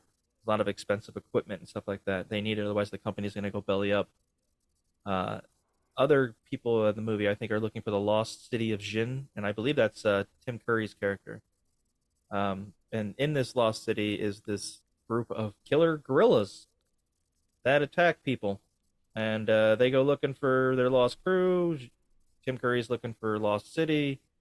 Chaos happens, and some people make it out, some people don't. One of the cool things about that movie is that they have this gorilla that does sign language, and the sign language that there's a computer that speaks what she's saying, so it's almost like you're talking to a gorilla. So it's like Amy, hungry, No, Amy, you've already had money. Amy, hungry. No, right? It's all sorts of stuff. But it was interesting. But also it's just not a good movie. Another movie I have is Bad Boys for worst movies of 1995. Bad Boys. It might be controversial, but that's Will Smith and Martin Lawrence. Oh, Michael Bay. Don't give a fuck about that movie. Yeah, I don't know. Don't give a fuck about that nothing. movie. Yeah, I got nothing. It's just not from what I've seen, it's been terrible and cliched and boring and just and I hate Bad Boys too. I shit on that in our 2000 series, so I have to shit on Bad Boys. Another worst movie, I've got The Net. That is with Sandra Bullock and Dennis Miller. I believe his name is Dennis Miller. About the future that is the net, the internet, and how it can. Basically, what happened is somebody's getting their information's just getting deleted online, and since everything's on computers, they no longer exist. And now, what is it like to live in a life where you no longer exist, where you can't get basic, help and services because you don't actually exist in the system, in the net, and the computers they use and the graphics and like the floppy disks or whatever. I don't know. It's fucking stupid. This floppy disk has all your information on it. All 300 megabytes. That's so much. Yeah. We got another terrible movie, and I saw it in drive-in. I think it was with Batman Forever, but I could have been wrong. Could have been with Apollo 13. But it's the Mighty Morphin Power Rangers. Mighty Morphin Power Rangers in 1995. That is not a bad movie. That is okay. No, go ahead. Why do you think it's a good movie? Or at least not a bad one. The costumes are better because they had a bigger production budget. Oh, if you're basing this off the show, remember? Then there was Ivan Ooze. I remember the bad guy. Ooze. Oh yeah, I remember Ivan Ooze. Yeah, okay. Power Rangers go to some tropical island to become the next iteration of Power Rangers, right? Yep. And then they go back. Yes. It's just like a really long episode of Power Rangers with better production. It was a better production. I'll definitely give you that. I mean, that's not a very high bar anyway for the show. But on the whole, yeah, it's just like I remember seeing it in '95. We saw it in theaters, definitely. Yep. I saw the drive-in, yeah, like I said, and I remember thinking that wasn't bad. And I was already over the Power Rangers by that point for a couple years. I didn't care, but I thought, that wasn't too bad. And I actually started to watch a little bit of the shows again, and then eventually just gave up. And then I watched it again recently, and it's just so corny, and I just can't stand all the. There's there's a song in that movie. I think all the kids. Doesn't the ooze turn their parents into zombies? And then essentially, right? By buying the ooze, yeah. And all the kids are partying, and there's some song. It's like, "Uh-oh, we're in trouble. Right. Something's gonna done and bust our bubble." Yes. Oh yeah. Yep. That song always stuck with me. I don't know why. I see the track list right here. It's somebody called Shampoo made the song called Trouble. That must be it then. That must be it. I saw it was like Kids Bop. It was like the very first thing they ever did. Yeah, it's just it plays in my head like once a month for no reason. That's something funny you bring that up. I always remember that horrible Van Halen song Dreams every time it comes up. I always remember it from the Power Rangers movie. Oh, it was in there? Yeah. Wow. I think the Red Hot Chili Peppers Higher Ground was also on there. Oh my god. When they got everyone for that movie. They're doing like the skydiving with the surfboards or whatever. Oh yeah, that was at the very beginning. Right. Bulk and Skull. Yeah. Fucking extreme skydiving with the snowboards. Yeah, awesome guys. Yeah. Awesome, radical. Teamwork, everyone. Yeah. All right. We got another worst movie of '95, Judge Dredd. The law. I am the law. That's Stallone, right? Yeah. That's Stallone. I am the law. I don't think there's anything wrong with that movie. You are in a minority. You might be the only one. I'd have to watch it again. I think that's a good idea. But yeah, Judge Dredd. Terrible. I mean, it's based on a comic, right? Yeah. The newer, updated Judge Dredd is infinitely better. Yes, that is a really good movie. Yeah. The old one... But I think Oh, go on. Sorry. Oh, anytime I think I Am the Law, I think of the Anthrax song I Am the Law from like one of their 80s albums. That song fucking is awesome. The Judge Dredd suit was made by Armani. So that's where they were in 95. Armani, huh? Armani. Wow. Armani suit, Jerry. Oh, It's an Armani yeah. suit. Yeah, that's gold. All right, another terrible movie of 95, one of the worst of 95, Free Willy 2, The Adventure Home. Jesse and his whale friend are back at it again. The whale has learned English, apparently, and can communicate with Jesse. Oh, no.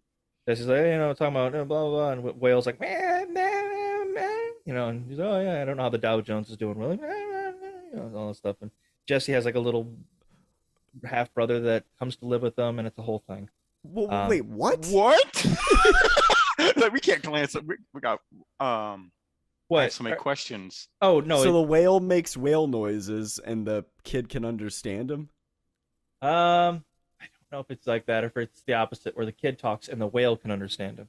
But it isn't just like eat. Well, how food. do you know the whale understands? Oh, it's nodding along, like it agrees with him. Oh shit! Yeah, yeah. So like, it's limited in its ability to express these, understanding, but it acts as if it does, which is really weird. That's terrifying. It understands English on a much higher level. So I mean, maybe it's a smart fish. I don't know, mammal, whatever. Anyway, moving on now to. You are not a marine biologist. Sorry, I'm a marine biologist. Operation Dumbo Drop. That's another terrible movie. That's what I'm putting there. Operation Dumbo Drop. It's with the guy's name from Lethal Weapon, Predator 2. What's his name? Danny Glover. Danny Glover and I think Joe Pesci are in Operation Dumbo Drop.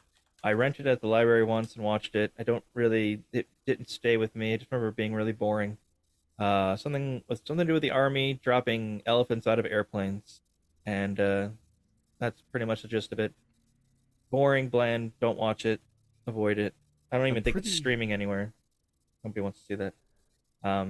We're getting into the shitty here now in the next 6 movies. Well, maybe the last 2 aren't yet. Or maybe. Oh no! Operation Dumbo Drop, the trailer. Mm-hmm. It just has an elephant like strapped into a crate, just falling out of a plane. Yep. It's hilarious. Gosh. Okay. Yeah. Is it a real elephant? God, I hope no, not. there's no way that's real. There's no way. That poor fucking creature. You can't just drop an elephant out of a plane. And then there's a parachute. But yeah, I don't know. One of the worst movies of all time. The guy who did Basic Instinct, and I remember other movies. I think that was RoboCop, Total Recall. Yeah, Starship Troopers.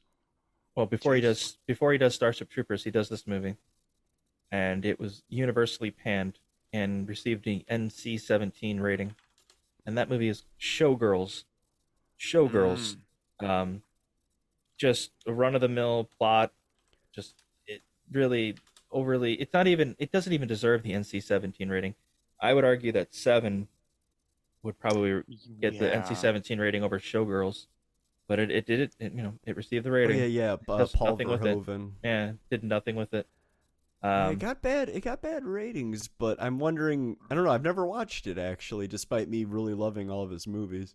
Well, it's not a crime movie, so you might give it more of a chance. But I'm wondering, like, maybe there was some kind of satire to it, like most of his movies have, that maybe went over people's heads. I've seen it a couple times. I didn't catch that. If you find something, by all means, show me, because I never got that with Showgirls. It really looked like a run of the mill, movie of this sort, but just with really corny lines of dialogue, and it's just really bad. It's laughable. A lot of scenes are laughable. The acting is just god awful. Yeah, it says here it's consistently ranked as one of the worst films ever made. Despite this, Showgirls has become regarded as a cult film and has been subject to critical re-evaluation, with some notable directors and critics considering it a serious satire worthy of praise. So yeah, maybe there is something in there. Maybe there is, or maybe it's just gotten to the point where it's like, this has to be, this is no way, this is, no. But Yeah, you let me know. Go ahead, watch Showgirls for me. Do me that favor. I'm gonna start it right now. I almost chose this next movie for personal selections because it's a cult classic for me, but I also know it's not a good movie. I just know that it's not, and that movie's Johnny Mnemonic. I can't. I watch this movie. Just you need to watch it once. So there's that. So but it's basically The Matrix before The Matrix. I started to watch it. I think I watched like the first 5 minutes of it. It's like, this is the internet, and it's like going through like a crazy like computer animated like what do you call it? Like circuit boards and flashing weird electronic stuff. Yeah. Yes. It's I don't even know how much memory he has stuffed away in his brain, but it's not that much, and he acts like it's ready to kill him. It was like 500 megabytes, maybe a gig. Yeah, I was gonna say it's something ridiculously small. But it's just, oh god, it's like, really? That's it? You got like 2 floppy disks worth of data. You have like 3 Word documents in your head. Oh, it's too much. Dolph Lundgren from Rocky IV, Ivan Drago. Dolph Lundgren. He's in Johnny Mnemonic, and he plays a priest who's like an assassin who's got like bionic implants in his nose that allows him to smell crime, so he can smell crime happening, and he proceeds to end it, put an end to it. And he's got like a crucifix that turns into a knife, and also a laser whip. Johnny Mnemonic, absolutely watch it. Well, you know what? Okay. Credit for originality. Yeah. Or Timmy told me about that movie. He would not shut up about it. He had it on a VHS. You want me to watch it? Yeah. All right, we'll move on now. We got 4 movies left for my worst of 95, and this may be the worst movie of 95. I couldn't tell you. Jury Duty with Pauly Shore. Oh no! Yeah. The reign of continues. Yeah, his reign of terror is at an end with this movie. This is his last movie, I believe. Is that it? I believe it's this one because we already did In the Army now. I'm pretty sure. So, Jury Duty was his last one. Pauly Shore's character's as a male stripper, or he's the milkmaid or something like that, and he's like pouring milk on himself in the beginning of the movie, and then he gets invited to jury duty, keeps delaying it so he can stay in this swanky hotel. Then he finds out someone on the jury was actually like the murderer or whatever it is. I don't know. It's not a good movie. It's really bad. Avoid it. Another movie we got, A Kid in King Arthur's Court. I chose this one for worst movies because I've already have enough Disney movies, and it's really not a good movie at all. It stars a kid from Rookie of the Year, and he goes to travels back in time to King Arthur's court, and has to make things right. It's a run of the mill movie. It's just not very good. Pretty boring. This might be a controversial selection, but I've actually watched the movie, and I don't really like it at all. I just think it's poorly done and just not really worth watching. I almost feel dirty watching it. Mallrats. I don't like it. I don't really like Mallrats. Kevin Smith I don't really film. remember it. Yeah. I know I've seen it a couple times, but I guess it's just forgettable. Yeah, it's a very forgettable movie. Do you ever see Mallrats, Aaron? Or any of that? Yeah. I remember Clerks and Chasing Amy. I do not remember Mallrats at all. Yeah, it's just not a very good movie. And the last one I've got is Three Ninjas Knuckle Up. The funny thing about Three Ninjas Knuckle Up is that it was actually the second movie filmed, but the third movie released. So in this movie, it has the original 3 kids. However, in the second movie that was released, it has like Rocky's changed because they filmed that after this movie. And it just, because I remember watching, there's another Three Ninjas movie. They went back to the original kid, and they all look like they were like maybe a year older than they were in the first movie, even though it's 4 years later. What the hell's going on? It's good. It's kind of like what the Beatles did with Abbey Road and Let It Be. Oh, right. Yep, exactly. Yep. So definite connection there. That's a straight connection between Three Ninjas and the Beatles. All right, and that will do it for movies of 1995. And we will now move into our music section of the podcast. Here is the music of the 90s.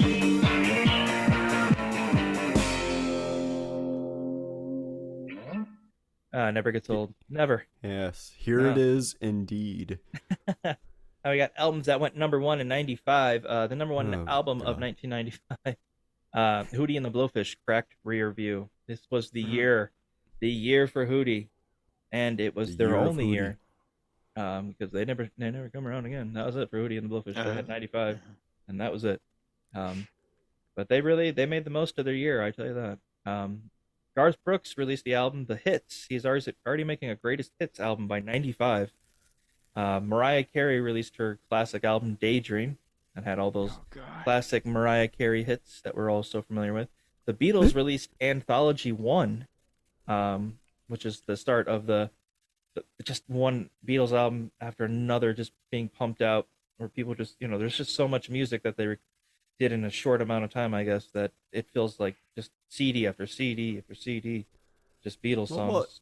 What was on that one? Well, just like B-sides to, Oh, okay. how many times that, oh God, the Beatles just would record like 9 versions of the same song, and then they would just release a different version for each individual CD. And Well, yeah. There's some familiar ones, but yeah, it seems like there's a lot of ones I've never heard of. Michael Jackson's His Story, Past, Present, Future, Book 1. I don't know if there was a Book 2. Honestly, don't. Michael Jackson released his album after a year or so after all the allegations of child molestation, and avoiding charges or anything of that sort, or being convicted. One of the greatest albums. It wasn't her debut album, but it's one of my favorite albums of the '90s. And I have no shame in saying that. And that's Alanis Morissette's Jagged Little Pill. Of course. Oh yeah, good that's stuff. A great album. That's fantastic stuff. That's a great album. Great album. One of my favorite songs on that album is the one where it's just her a cappella. It's at the end. Oh, I know. It's at the end. It's like it's a secret song. If you let the song play, I think all of a sudden she starts singing.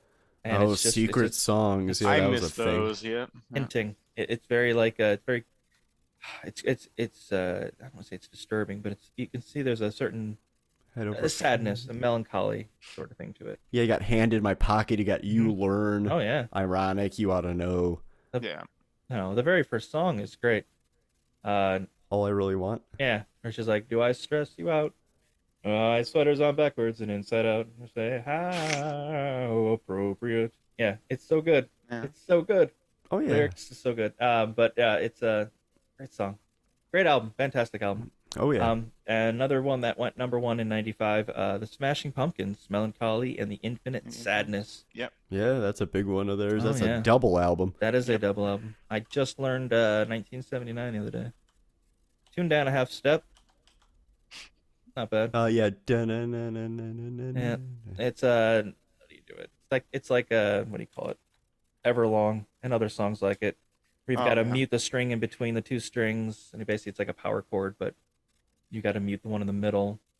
Oh yeah, it's like an octave? octave. Yeah, Yeah, it's just an octave. Yeah, Yeah. it's just got. It's not like that for the whole song, but that's like where it starts off with those octave stuff. But yeah. And the funny thing about that song, is that in 1979, you got to learn that weird noise that's in there. That yeah. Oh. Yeah, I don't know what the hell that is, but it sounds cool. I didn't think about it because when you're listening to the song, the part that I'd play that I would think you'd be singing it because I didn't actually like sit there and think about it, isn't where he sings it. It's when he's playing like the little notes that's like basically like doing like kind of like a little lead. That's where the lyrics. That's when the song like lyrics come in.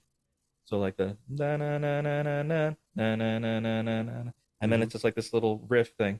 That's when he starts singing. I was like, oh shit, that's a little bit harder than I was anticipating, but hey, once you get used to it, it's not too bad. But yeah, fantastic album. Any particular favorites off of Melancholy and the Infinite Oh god, Sadness? it doesn't have bullet with butterfly wings. Yep. Like, The world that is a bonfire. Yeah. Zero. Is cleanliness, and cleanliness is loneliness, and yeah, just godliness. God is empty. Just like me. Yeah. Good, just angsty, depressed teenager music. Tonight. That's a good one. Yes, beautiful song. Yeah. I think isn't the 33 on that or something? I actually don't really know that album very well. I remember. I'm pretty sure it is. But do you know that song? I'm talking about here. 33. Ooh, I do Like not. supper's on the table. What does he say? Tomorrow's just an excuse away. Tomorrow's just an excuse away. Something like that. I can't remember how exactly it goes. I'm trying to remember. And I'm not even sure. I'm pretty sure it is called 33. Nick would know. I think Nick, that's like one of his favorite songs. But yeah, 33. That's a good one. There's one of the songs. It's called Cupid de Lock. Sounds sort of familiar. It's just one of the random songs off of it, but it just always sounded so out of place to me. Yeah. It's just like very, very pretty, like fantasy sounding. And then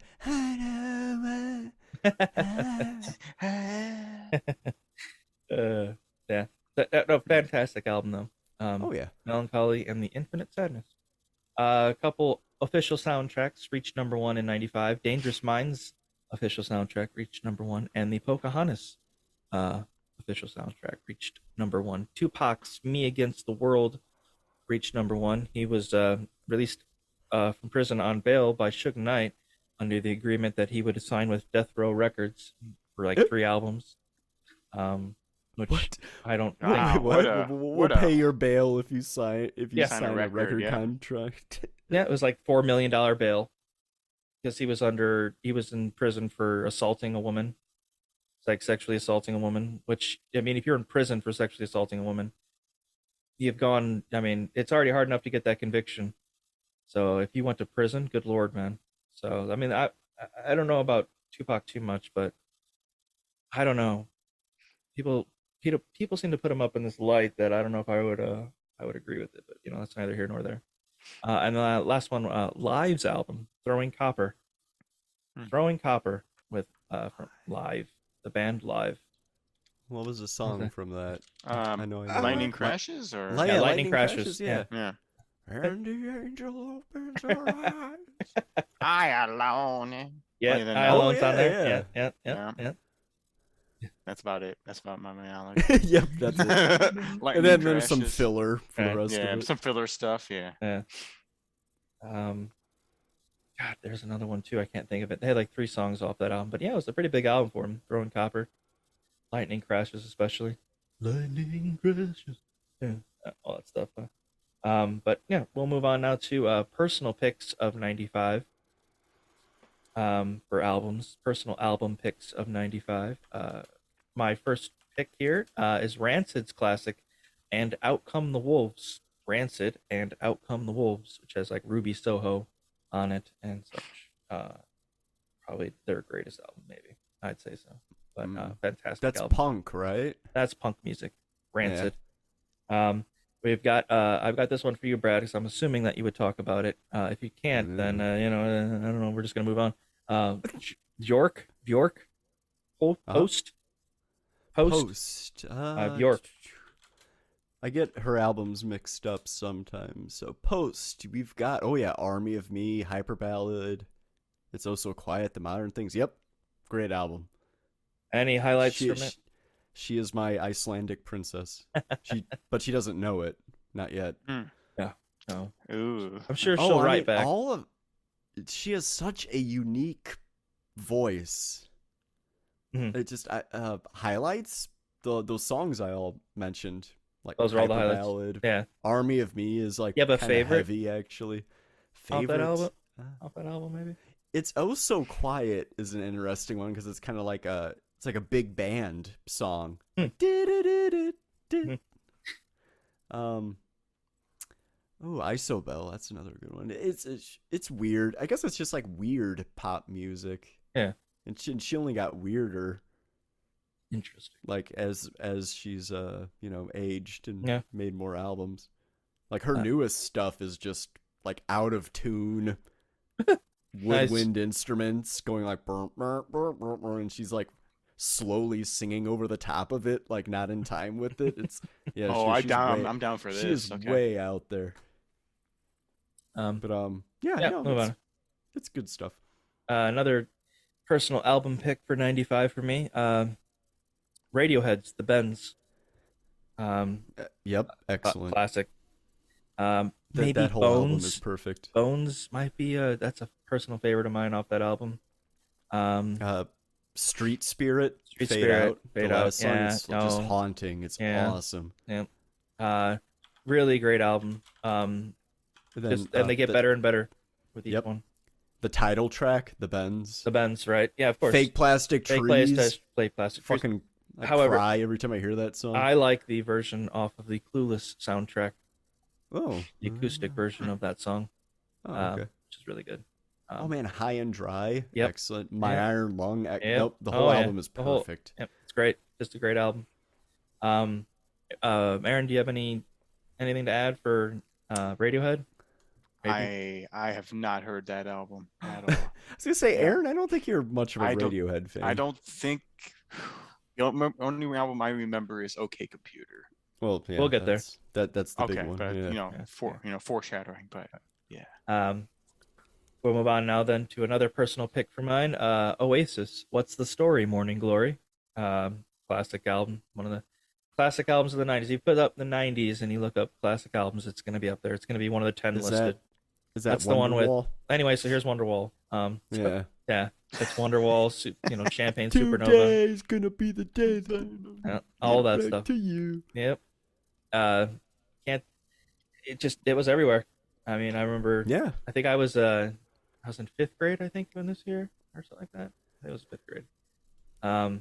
And hanging out like somebody's birthday party. They had Oasis album. They had Hootie and the Blowfish album. They had whoever's parents that was. They had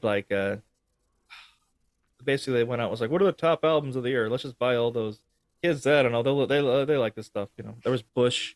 You had Machine Head, or not Machine Head, 16 Stone. But yeah, all that stuff. But Champagne Supernova. That's another Supernova. good one. Yeah. That's just the chord A and then just doing the bass line down on the low E. It's funny because this is Oasis's second album, and it just was incredible. Yeah. And the same thing with The Bends by Radiohead. That was their second album, and it's just way leaps and bounds better than the first one. And then by Oasis' third album, it's disappointing, and by Radiohead's third album, it's the Dark Side of the Moon of the 90s. I was gonna say it's fantastic. My and favorite really, album. I feel like they kept getting better even after OK Computer. It's just in a different direction that you weren't expecting to go to. They took different directions. We'll get there though, otherwise we'll ruin it. As if it isn't. Yeah, but we'll move on now to Pink Floyd's Pulse album that came out. It was a live album, I believe. That has a phenomenal "Comfortably Numb" song. That the solo is the best. It's probably my favorite solo, maybe that version, maybe. It's just so good. So especially good. if you watch the video of it. Oh yes, absolutely. The light thing, the big light circle comes down. Disco ball, disco ball thing. Yeah.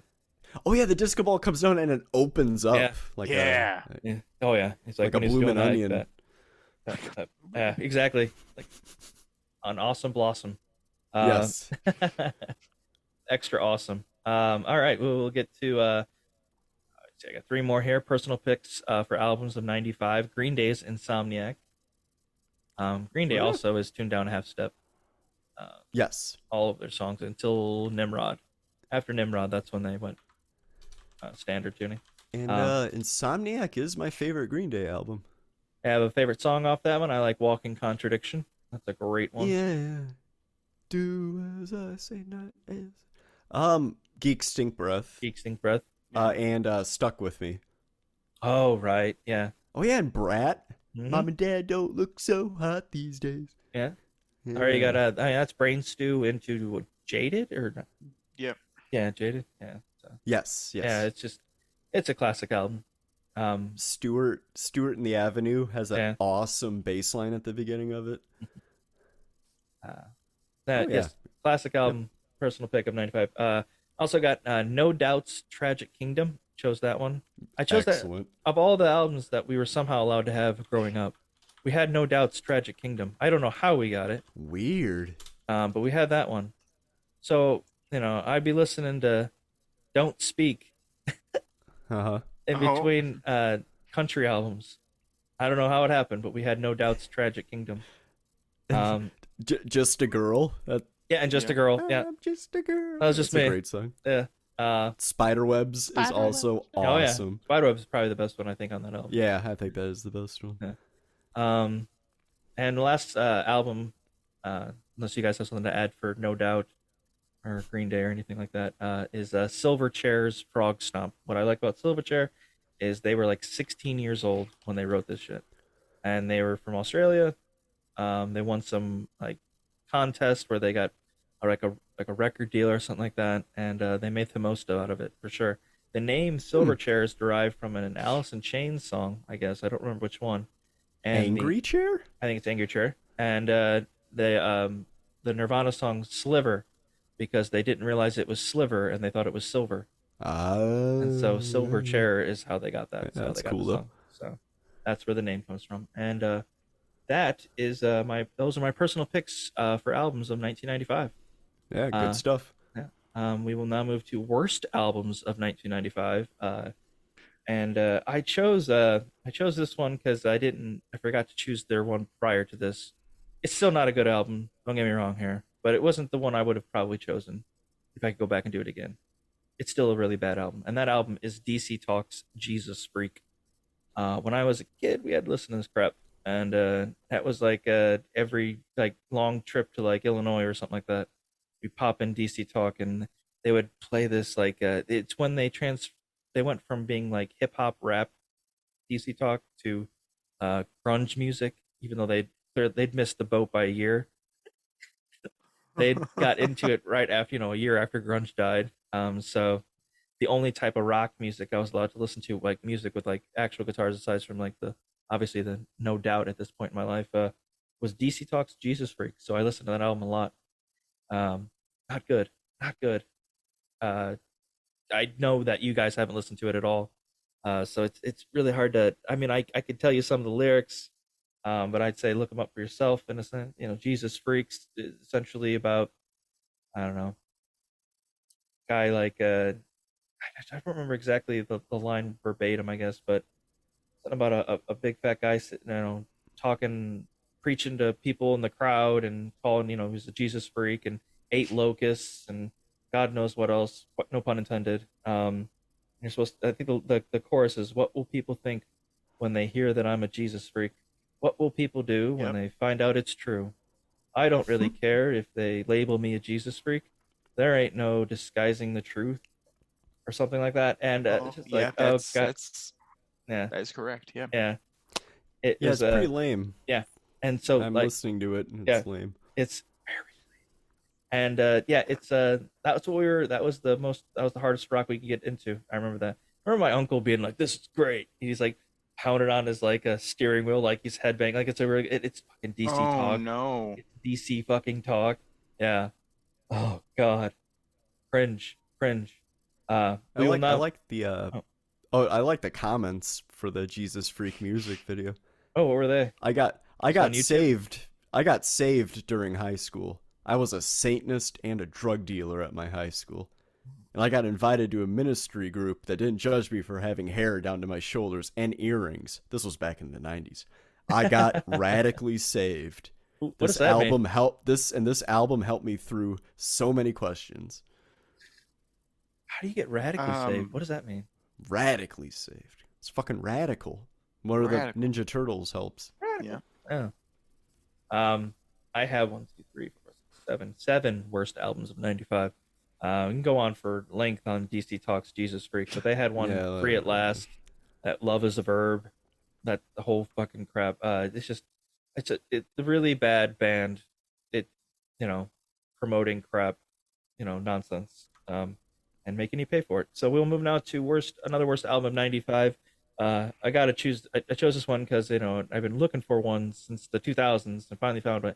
Jingle Dogs, Christmas Unleashed. You couldn't be more leashed. Could not be more leashed. Jingle Dogs. It is the. Does not. That doesn't. That's not count. a music. That's what it is. It was one of the top albums of the '95. What? People loved Jingle Dogs. That was Spotify. like you got to think back in this time they had monks like this, like the what do you call it? The monasterian, like the monks. Oh, like what were they called? What was the name blew of up that? too. Benedictive monks or something. Yeah, like exactly, something like that. But that shit blew up too.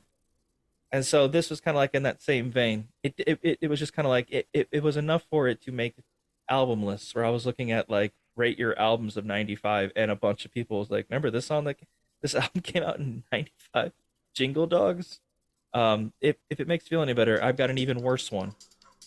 Well, here, I got some Jingle Dogs.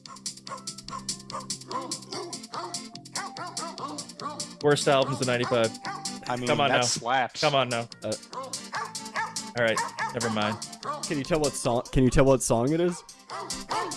Happy New Year. Yeah, Happy New Year. We wish you a Merry Christmas. We wish you. Yeah.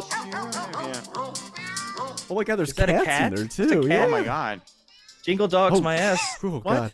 All right. Throw some That's cats. gonna be my ringtone this Christmas. I'm gonna go put my phone in the garbage disposal real quick. Or is he The Simpsons? It's like the crime dog's like trying to tell him about. The words keeps keep going popping on. up. Quietly, so the dog is talking. And I'm gonna go ahead and name this next album here. This is the worst album of '95. I'm gonna name some few after this, but this is the. You know what? I'm gonna save it for the last. I'm gonna save this for the last. Never mind. Wait, how could it be worse than Jingle Dogs? You'll hear. You'll hear.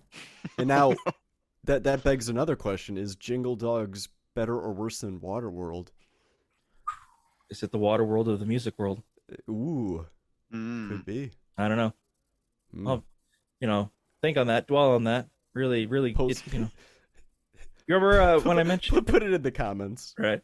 Your I'll make answer. it a. There's something you can do on YouTube now where you can make like surveys or whatever it is. Oh, like a poll? Yeah, I'll do like a poll. Remember that? Yeah, I'm gonna make that poll. Remember that so I can, make it later. You may ever remember this from like early 90s, maybe it was 91, 92. I don't quite remember, but I believe it was about 4 years ago in this, we got 95. But Jennifer Love Hewitt has another album. And at the first one she did, it was like singing a bunch of love songs, and she was like 12 years old. Right. So she's 4 years later now in 95. So it was 91 when she did it. So yeah, she's 4 years later now. She's 16 years old. Jennifer Love Hewitt has a new album, and it's titled Let's Go Bang. That is the name of her album. I mean, 16, I guess, legal in some states, I guess. I don't know. Come on now, people. Let's go bang. Let's go bang. The age of consent in most states is like 16, yeah. I mean, Jesus but Christ. Still, Jesus. That's straight to the point. There's no artistry in that. I would take something, at least maybe a euphemism. 90, it was released in 95. So Let's go bang. 89, Yeah. 8765. Yep. She was 16. Yeah. So I had to double check that because I didn't believe it at first. Yeah. What do you think? I'm spitting lies? All right, we got next album. We got Scatman John, Scatman's World. Oh, He's the Scatman. you listen to this song. That was this song. Anyone can scat just like the Right. others. That's the worst part of the song. The 45 seconds, the first 45 are fantastic. And then as soon as he starts like rapping or whatever, I was like, oh God, this is not good anymore. Or at least it's not amusing. He's explaining, he's telling his story and right. He's not even really singing. His rise to fame and now the Scatman is given to you. Yeah. And you can do the Scatman cometh. He cometh and then he goeth. Yeah. All right, we got 3 more here. Black Sabbath's Forbidden album that came out. Forbidden. Huh? I don't know about that one. Well, I mean that's Black Probably Sabbath. a good reason, yeah. Yeah, yes, and it's 95. This is 90s. Yeah, 95. Yeah. I mean, Ozzy was still on his own. I don't even know if it is Ozzy. It might be. Who knows? But that's a bad album cover. Let's see. 18th studio album. Tony Martin on vocals. I don't know who that is, but I'm sure he's well known. Yep. Black Sabbath Forbidden, one of the worst albums of 95. Though maybe not the worst. 2 more left here. Rednecks, Sex and Violins with the classic Cotton Eye Joe cover that they did. Oh yeah. Rednecks. This is a band from Sweden. Sweden. You wouldn't think that with that song, but they are. They're from Sweden. You know, doing that. If it not been forgotten, I don't. I've been married a long time ago. Would you call that? Would that be considered like a what is it? Cultural appropriation? I think so. Damn Swedes. The Swedes are taking our culture and making a mockery of it in a song. How dare they? And they're called rednecks. I would too. Damn. They're tied in the REDNEX. Yes. Yeah. But you know, I mean, you hear that song at every wedding reception. Wedding. You do. Yeah. It does slap though. I mean, it's got a nice not a drum. Bass drum's really good on that. Well, yeah, that's yeah. All right, we've got now what I think is the worst album of 1995. Now it could be Jingle Dogs, I guess, but I really think not be Jingle Dogs because I was ashamed of myself that I didn't know this album existed. Ashamed of myself because I should have known. And when I found out about it, I listened to the first track and I was like, "This is incredible! Holy fuck!" I'm so embarrassed. And that album is Hulk Hogan's Hulk Rules. Oh yeah, his rap, right? Rock, as far as I can tell. He made an album? Yes, he made an album. God. Yep. Guitars, drums, bass, and Hulk singing. And it's this overly American, pro-patriotic. It's a fucking nightmare, and it's the worst album of 1995 because Jingle Dogs, although it's not Hulk rules. Look at this album cover. Yeah. Oh my god. Yeah. Oh, okay, hold on. Yeah. Jingle Dogs is at least, I don't know. It's not even really tolerable. I can't say yeah. I just think Hulk Hogan's is worse. Oh hell yeah. Hulksters in the house. Oh my goodness. Yeah. So I mean, Brad, if you've got play like a track real quick so people get an idea. Oh Jesus, I'd have to bring it up on YouTube here. I mean, I would do it myself. Talk amongst yourselves. Yeah, it's for a bit I mean, here. between Jingle Dogs. What song do we want? Any. I mean, there's one that I just put in it's like the very first one. Just what's the name of a title? Hulksters in the House. Yeah, go that one. That's good. Yeah, Jingle Dogs. Hulksters in Heaven. What? I mean, you can go there too. the weird suggestions. I mean, yeah. Yeah. Okay. It's just kind of like fart rock. Yeah. Yeah. Turn that up. Oh no.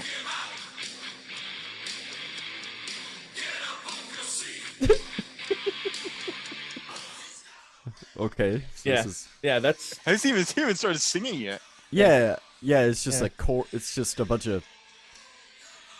Oh Jesus. Yeah. It's Oh, that's bad. Okay. Yeah. Worst album. He doesn't sing at all in that. It's just like a crowd. Yeah. And then there's like a fucking killer guitar solo that starts up. Hell yeah. Man. Okay. All right. Now we've got. We will now move on to. Top songs of 1995. Top song of 1995. Any guesses? Any guesses? No guesses. 95. I don't know. Yeah. I'll give you a couple clues. Oh, go ahead. Ironic by Alanis Morissette. Ironic from Alanis Morissette. Go ahead, Aaron. I would have guessed something from Pocahontas. Pocahontas? Talking about grossing, yeah, from the soundtrack, yeah. It better not be fucking I Will Always Love You. No, God, no. The Bodyguard's years old now. Nope. Okay. No. Official. It is out. It is off an official soundtrack. So it's based is it Kiss from a Rose? You got Kiss from a Rose, and Aaron, what did you say? Did you say Pocahontas? I said Pocahontas from Pocahontas because Disney seems to always, What's it like Colors of the Wind or something like that? Yeah. Okay. Or Wind Beneath My Wings or something, or what? That's Bette Midler. What? That's Bette Midler. What? Oh no, Bette Midler. It is and rest in peace. It's Gangster's Paradise. Julio.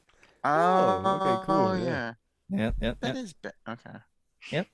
So top song of 95 was Gangsta's Paradise, Julio. One of my favorite parts in that music video, when it has the guy singing been spending most of our life living in a gangster. He's got that chorus close up comes in. where Yeah. he's like singing. It's like off to the side. He looks like, remember those old books where it like would like someone would draw what the wind looked like it was blowing, like it was like this cloud with like big puffy cheeks blowing the wind. It looks just like that. It's hard to really place that exactly what that is, but if you look up that video and you think about that, like a big cloud, blowing wind, it looks almost identical. Yeah. So, Coolio, Gangsta's Paradise, one of the first like rap songs I learned front to back, because it was so popular, especially in '95. Another top song in '95, we had TLC's Waterfalls. That was That's a good song. Oh yeah, that's a good one. That was, my cousin showed me the music video for that one time. I mean, we were in like Illinois or something like that, and the guy had a condom wrapper in his hand, and the girl knocked it away. I think the idea is that he would later get like some sort of, maybe it was AIDS or some other sort of like STD or some sort or something. But I remember I didn't know what the hell that was. My cousin was like, "You know what that is, Chris?" And I was like, "What?" And he's like, "That's something you put on your penis." And I was like, "What? Put on your what?" I was like, "What's going on here?" For what reason? Yeah, I had no idea. And so that's what I'm watching in '95. That's what I'm learning in 5th grade. Latex condom? Yeah, what? I'd like to live in one of those. It just, it's sex ed. You learn it when you learn it, I guess. Another top song in '95, we had Seal's "Kiss from a Rose." Mm-hmm. You already talked a little bit about that. We have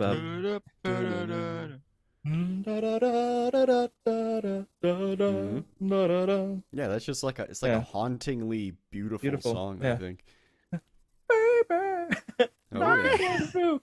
Fucking comes in hard with that chorus.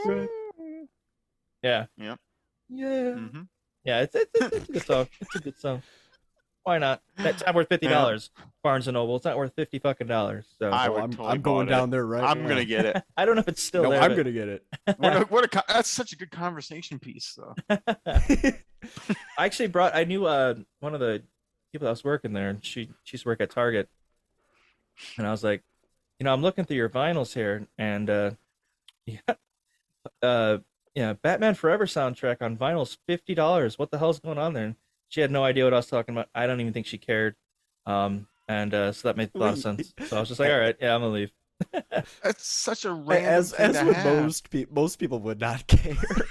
It's like, what? Okay, whatever. Yeah, I was just like, I'm just picking up a USB cable. I really just want to go down to my local vinyl. It's a Square Cat vinyl right here in where I live in Fountain Square, and I just want to see if they have some. I just go in there and ask for it by name. It's like, do you have this? Yeah, we'd be like, get the fuck out of here. They'll order it for you. Yeah. We'll move on now to another top song of '95, Boys to Men's "On Bended Knee." I remember that song vaguely. We had that CD. It was one of the CDs we had. Another top song of '95, Shania Twain's "Any Man of Mine." Shania Twain made her big debut in 1995. I remember when she showed up, and you heard like this. Let's see if you guys can hear this. It's like, what's that sound like? We Will Rock You? Yeah. So now do that with "Any Man of Mine." It's if you think of listen to the beginning of "Any Man of Mine," it's the exact same drum beat to "We Will Rock You." Props to her. Yep. Props to her for using that too. I mean, that's a drum beat that works. You stood in school. You can't really fault him for anything. You can't be like, "Oh, they stole it." It's just dun dun dun. Oh yeah. Dun. It's like the most simple caveman drum beat. Any man of mine better be proud of me. Yeah, something like that. That's off a bit, but this is a good song. Yeah, so it's a very good song actually for country. Yeah. Well, I mean, I have a problem with the lyrics. I can be late for a date. That's fine, but he better be on time. If I cook a dinner and I burn it black, you better say, I like it like that. No, I say, look, it's not the big deal, but cook a fucking meal that's actually edible. I mean, what are we doing here?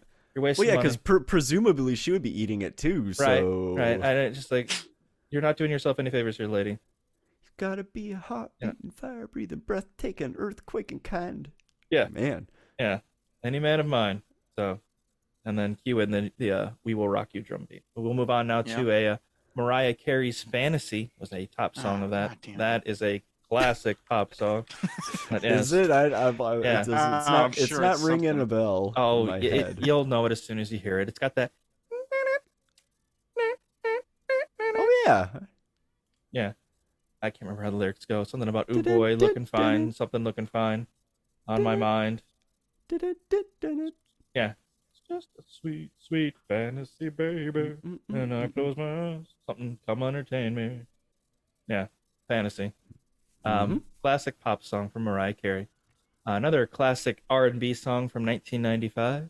Montel Jordan's "This Is How We Do It." Yes. This is how we do it. Yeah, that's just great. That's Friday night. And What's I up on feel the west all side? right. Yeah. A party's here on the west side. Yeah, I can't, yeah, awesome. God. Yes. Fucking awesome. Yep, that's it. That's my statement. Fucking awesome. Oh, God. Another top song, Blues Travelers' "Runaround," 1995. Classic. It's a classic song there. Desiree's "You Gotta Be." You gotta be cool. You gotta be wrong. You gotta be wrong. Yeah, that's it. Yep. Desiree, "You Gotta Be." Classic. Yeah. Tim McGraw's "I Like It, I Love It." That also came out in '95. It was a I huge want song. some more of it. Yeah, that's that song. Perhaps he wants more of it. Yeah. So hard. Yeah, I look. But I like it. I love it. You just mumble over the other part. Oh yeah, at the end. And the drum beat is, it's oh God, I can't remember. But it's not similar necessarily, but it's another one of those. Is it "We Will Rock You"? Yeah. Yeah.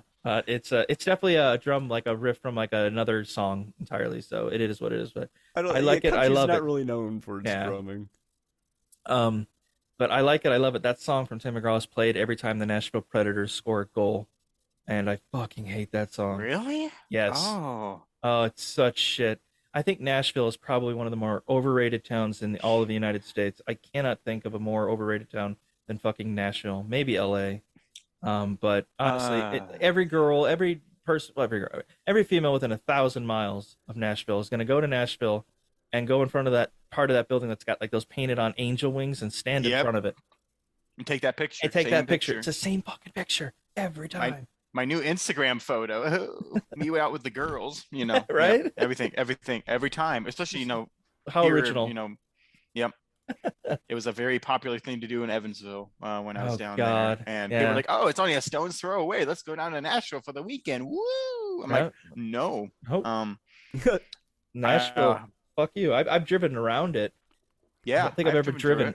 You've driven through it? Yeah, I've never really wanted to go. It just seems like a shithole.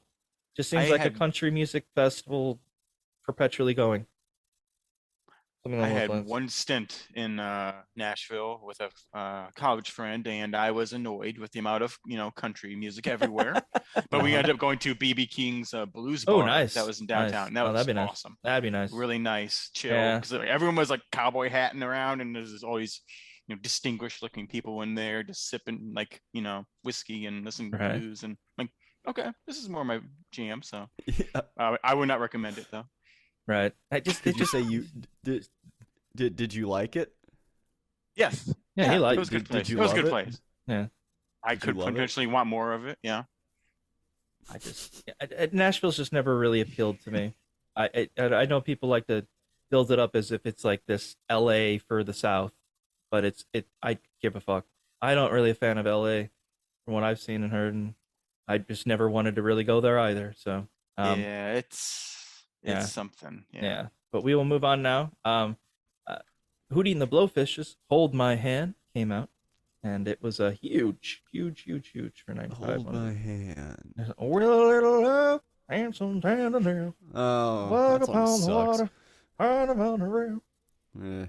Yeah. Hold my hand. Yeah. Fuck you, Hootie. Yeah, I remember we played that at a gig, open mic night, and I fused that song and the Hooch's or Everywhere's the Hooch. That's the name of the song. Who got the hooch? it's the exact same chords as Oh, Hold My okay. Hand. So we just fused the two together. Another classic song. I like it. Any Kamoze, I think, or Kamazi. Here Comes the Hot Stepper, which is a classic rap song.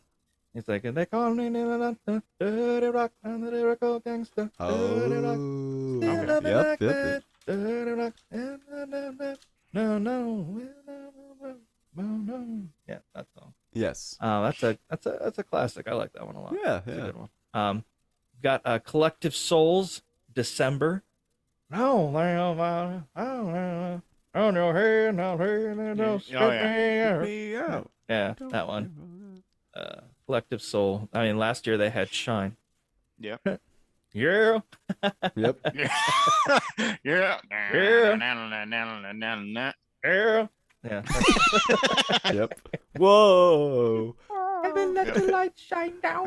Yeah. I think we did that. We Yeah. did that same Yeah, I exact think we bit did that last same time. thing last episode. Yep. Yeah, that fucking Collective Soul. All right, we got Notorious B.I.G.'s Big Papa. They call me Big Papa. Yep. Put your hands in the air if you're a true player. Yeah. I mean, yeah, that's a classic classic rap. Yep. We got Del Amitri's Roll to Me, 2 minutes long, based off a Flipper movie had that as like its main song. Roll to me. Yep. Welcome to your rock, pretty Yep, baby. little You baby. said Yep. Oh, wow, that song? It's no situation. Yeah. The right time. Roll to me. Yeah, I believe they're from like Ireland or something like that. I don't know. Oh my god, the music video is fucking weird as hell. Oh, I'm sure. It's that oversaturated 90s music video look, and then Nice. they're all the band members are babies being pushed around in carriages by pretty women. Oh my god. Yeah. That is bizarre. I'm going to take a Well, look at that. they're like baby size, but their heads are them as adults, you know? Right, obviously. yeah. Weird. Yeah. That's really Just weird. A little bit. This All is amazing. Got a few songs left here, and then we got a little mini segment to get to. Skilo's I Wish. I wish I was a little bit taller. I wish I was a baller. I wish I had a girl that I would call. Or something like that. Father. Yeah. Yeah, just whatever. Whatever. Yeah, I Yeah, know that whatever. song. Yeah, that's a good classic R&B song. Why not? And Tom Petty, You Don't Know How It Feels, where they changed the joint, the word joint to nose or something like that. Oh, just for makes the for the for the radio edit. Yeah. And that was Tom Petty's.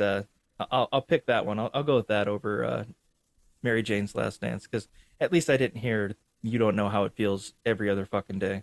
Yeah, because it didn't mention. I just don't care for date. Tom Petty. Period. So yeah, whatever. I'm not like an over Tom Petty fan. There are some songs that I like, for sure, but it's not like my favorite there. But Right. we will now move into a little mini segment here we've been doing the past couple podcasts for Years in Review, where we're gonna take a look at some country music videos from the '90s. If let's see. Yeah, those of you listening at home. Yeah, pull up YouTube on a separate source. Yeah. Yes. Yeah, on our mini segment where we discuss the most ridiculous country music videos of the 90s. And for 95, we have Tracy Lawrence's Texas Tornado. The beginning of the video, it feels like you've missed the actual beginning because it starts off right away with a guy dressed in a pirate attire jumping off a plank into the ocean while having some sort of electricity or lightning bolt course through his body. But instead of landing in the water, he's transported to another time, courtesy of Terminator portals. Well, he's not naked, so No, yeah, to say, luckily or unluckily for alright. the viewer, he's fully clothed. He's still dressed like a swashbuckler. Swashbuckling young man. So just to refresh here, I mean, we're only 5 seconds into the video, but still, the video starts off in the middle of something already happening. The middle of an action scene or whatever, leaving the viewer confused, and to make things clearer, he's transported to what looks like somewhere in Texas in 1995. Then the pirate fella sees a woman like taking clothes off a clothesline or something, and we get our first shot of Tracy Lawrence, who looks like Joe Exotic before he discovered meth. Yeah, he's Yep. dressed like a swashbuckler. Yeah. And then it cues the generic country music video tropes, quick head turns, impassioned singing into the camera, doing random farm chores and whatnot behind suspicious lighting. There's like he's singing in a barn. He's got like this lights just pouring in from the cracks in the wood. You're like, where the fuck is that coming from? Yeah. And it's at this point in the video that I realized that the pirate has actually been, or he's apparently been taken in as a farmhand for the woman and her child. And so, talk about unrealistic expectations. I said, don't worry, ladies. One day your time-traveling pirate will arrive on your doorstep, help you out with chores, buy you a dress, give you the best missionary sex of your life, and be a father figure to your child, and leave you in a bolt of lightning. This is exactly what happens in this fucking video. He's a pirate. Yeah, and he comes upon this lady doing. Oh, is she like a single? I guess so. I mean, she's like a single mom, help wanted. So. Yeah, he just wait, he takes down the help wanted sign and he's dressed like a normal cowboy looking guy. She apparently had clothes that fit him perfectly. So he knocked on the door and he was like, "Arr, matey, right? I need work. How many shillings would you provide for your you scurvy dog? Shiver me timbers." And she's all like, "Well, you ain't gonna make it far around here. You're gonna have to get a change of clothes and a change of accent." Right? And then they put him in like a barn, like he's like some freak, like Quasimodo, and they put him away and like bring him like that milk. Must be it. And and everything. It's a really strange music video. A lot of questionable decisions. Well, yeah, I have so my many favorite, questions.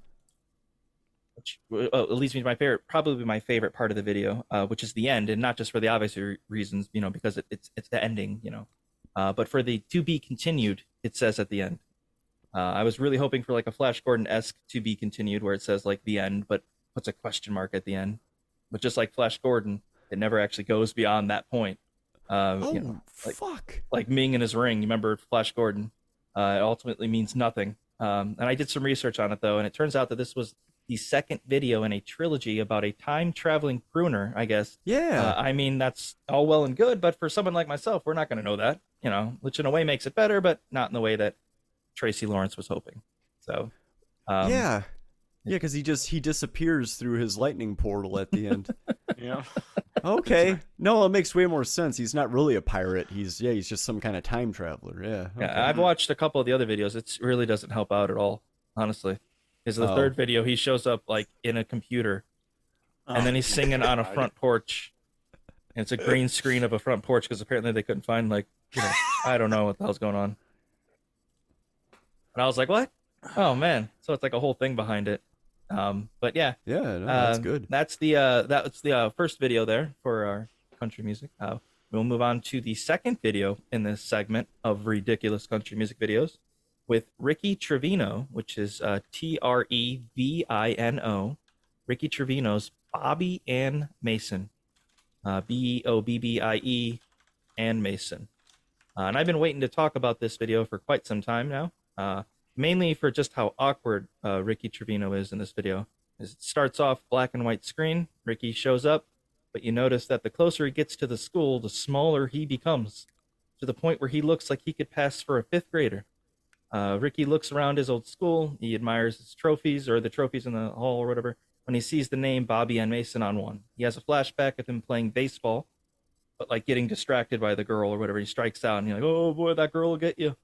The part in the video that makes me laugh out loud was when they get to the chorus of the song, and it shows Ricky singing to the crowd, as he looks like he's about 10 years old. He looks like he's like 5 foot flat, maybe 4'11". He's just like slapping his wrist, like he's I'm assuming to get the blood flowing or whatever. But he's doing like these corny little dances to this clearly paid, adoring crowd. Apparently, he went to his belt buckle is bigger than he is. What the fuck? Apparently he went to a high school during segregation because there isn't a single white person in this entire fucking school. Or there's in video, I should say. Or there's a single black person. I was just saying, wait a minute. There's a single person who isn't white in this entire video. As is the case in most country music videos of the 90s. At one point, I know Ricky Trevino offers like his fiddle player a hand job, where he's like making like a motion where he's like playing the fiddle, but it just looks like he wants to jerk him off. The little camera tricks they do to try and make Ricky Trevino look like a grown adult are hilarious. He's playing guitar on steps, and he's having the girl sit a few steps below him, so it looks like he's taller than he is. That's a favorite. That's a favorite moment of mine. The magic of cinematography. Yes, they're pretty bland music video, aside from the fact that they're trying to hide all. How tall is this guy? And I tried to look it up. I couldn't find it. I'm sure it's somewhere, but I have no idea how tall Ricky Trevino is. But he doesn't look taller than 4'11". I don't know. There's a scene with like two groups of people at like a drive-in restaurant.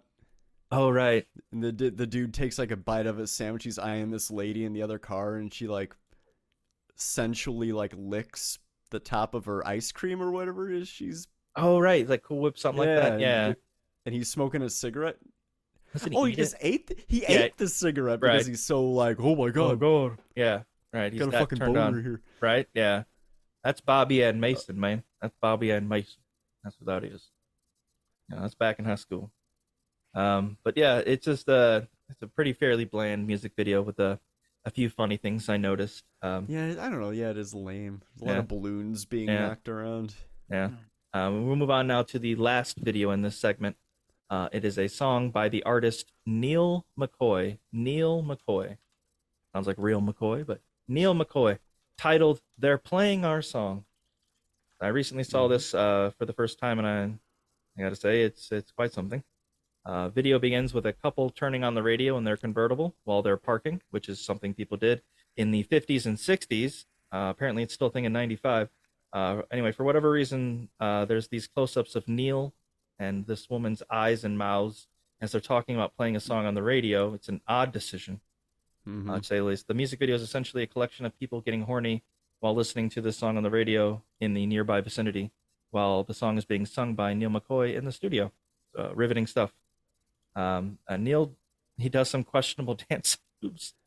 He does some questionable dance moves in this studio, mind you. Quite questionable, Neil. Very, very strange. I would kind of creeped out if I was the woman in this, like in the studio with him. At the beginning, there's like a random little girl's sleepover. Yeah, I just saw that. Okay, so as I say, after watching this video, I realized that within a video entirely consisting of people getting ready to bump uglies lies a sleepover with three young girls having a pillow fight while a young boy and girl voyeuristically hang out outside their window. I'm not sure why that was included. I have my guesses. Shame on you, Neil McCoy. For shame. Why? Yeah. The entire video is about people fucking. And he's got three little girls having a pillow fight while having a little kids outside watching them. Where I don't know. Is it really fucking though? Everyone's dancing with each other. Oh, they're getting there. They're getting there. I guess dancing does lead the 90s fucking foreplay, 90% of the time. Yeah, come on now. Yeah. You mean to tell me the looks that old man was giving that lady? He wasn't like, let's do this. I got some Viagra. Well, actually, I don't even know if they had Viagra back then. I don't think they did. Maybe his dick didn't work. I don't know. Anyway, that'll do it for my ridiculous country music videos of '95. Yeah. Thank you for sticking around for that, unless you all left. As in for now, we will now get to the worst songs of 1995. And that is, we'll start with Toby Keith's "You Ain't Much Fun Since I Quit Drinking." Toby Keith has made his appearance. He's back. You ain't much fun since I quit drinking. I mean, shit, man, that's country. Yeah, that is a country song. God, what a fucking title. Song's pretty bland. It's like 2.5 minutes long. It's just whatever. It's not a good song. It's a worst song. One of the worst of '95. There's another song I ran across from a band called Perfect Stranger. It says, "You have the right to remain silent," and that is a country group. Would you have guessed that? A country group named Perfect Stranger, where the title is "You Have a Right to Remain Silent," and it's not about the police at all. Huh. It's about getting it on. The music video is very strange. It's almost like someone has a lot of money for themselves and wants to pretend they're in a band, and they only have like a little bit of production, budget for their video, and it's just one bed in the middle of a empty warehouse with some really strange lighting, like porno lighting. It's really weird. Worst songs of '95. Another one, we've got DC Talk's "Jesus Freak." I'll take that. Or "Colored People," or any of those fucking songs off that album. gonna have to apologize to your mom here, your guys' mom here, because I've got Bon Jovi's "Always" as one of the worst songs of '95. And I'm sorry, I really am, because that is terrible. Sorry, Mom. That's terrible. It's terrible. I apologize. I mean, I hope you like it. I hope it brings you joy. She may have not even heard that one. I've never heard of that song. She might not be a fan of Bon Jovi if she hears that one. Who knows? Yeah. And all that. We'll just keep that at bay. Just I don't want to break her heart. You know. Maybe an ad will show up around this time, and she'll get tired of it. Another worst song of '95, 20 Fingers, the band or the group 20 Fingers, with the song "Short Dick Man," which is a Short Dick. Yeah, it's a really weird. It's got a shitty beat. It's the '90s as it gets. And it's like, I don't want no short dick man. Yeah, I don't know. Who's it by again? 20 Fingers. 20 Fingers. I see Gillette. Yeah, that's it. Featuring Gillette. Yeah. Oh, 20 Fingers featuring Gillette. Yeah. The best a man can get, I guess. Yeah. So, yeah, Short Dick Man. Terrible song. Another worst song of '95. We've got Gloria Estefan's "Turn the Beat Around." Turn the beat around. Yeah. Whatever, that song rules. Yeah. Hey, you're probably right. And the last worst song. Probably right. Last worst song of '95. Redneck's "Cotton Eye Joe." Oh, well. Gotta have it. All right. And actually, that Short Dick Man song. Yeah. Pretty good. You like it? Yeah, she's got a lot of attitude. Well, that's good. Good for her. She don't want no short dick man. I mean, somebody covered that song. I don't know who this girl group is, but they covered it. Oh, that's horrible. Okay. Okay. All right. Teeny weeny, teeny weeny little short dick man. Huh. Oh, okay, I take it back. It's a lot of body shaming in one song. Yeah. Right? Yeah. Jeez, leave the poor guy alone. Right? Bad enough he's got a short dick. Yeah. Right. He's already trying to get through. To make a song about it. All right. That'll do it for our music of '95. Thank you, guys. We will now move on to TV shows that debuted in the year 1995.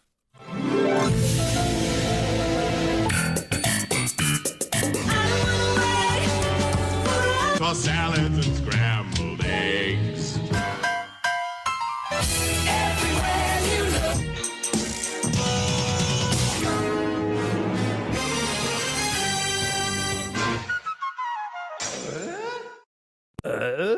That's such a good, classic. Good classic. All right, TV shows that debuted in 1995. Star Trek Voyager. Hello. Yeah. Star Trek Voyager debuted in more Star Trek. Yeah, so more Star Trek. I was excited for it. It was an interesting take on Star Trek because they got completely lost and they were on the other side of the galaxy where no one's ever been. So they really ventured where no one has gone before. Literally, there was no one in their entire organization, the Federation. None of it. Nobody. Nope.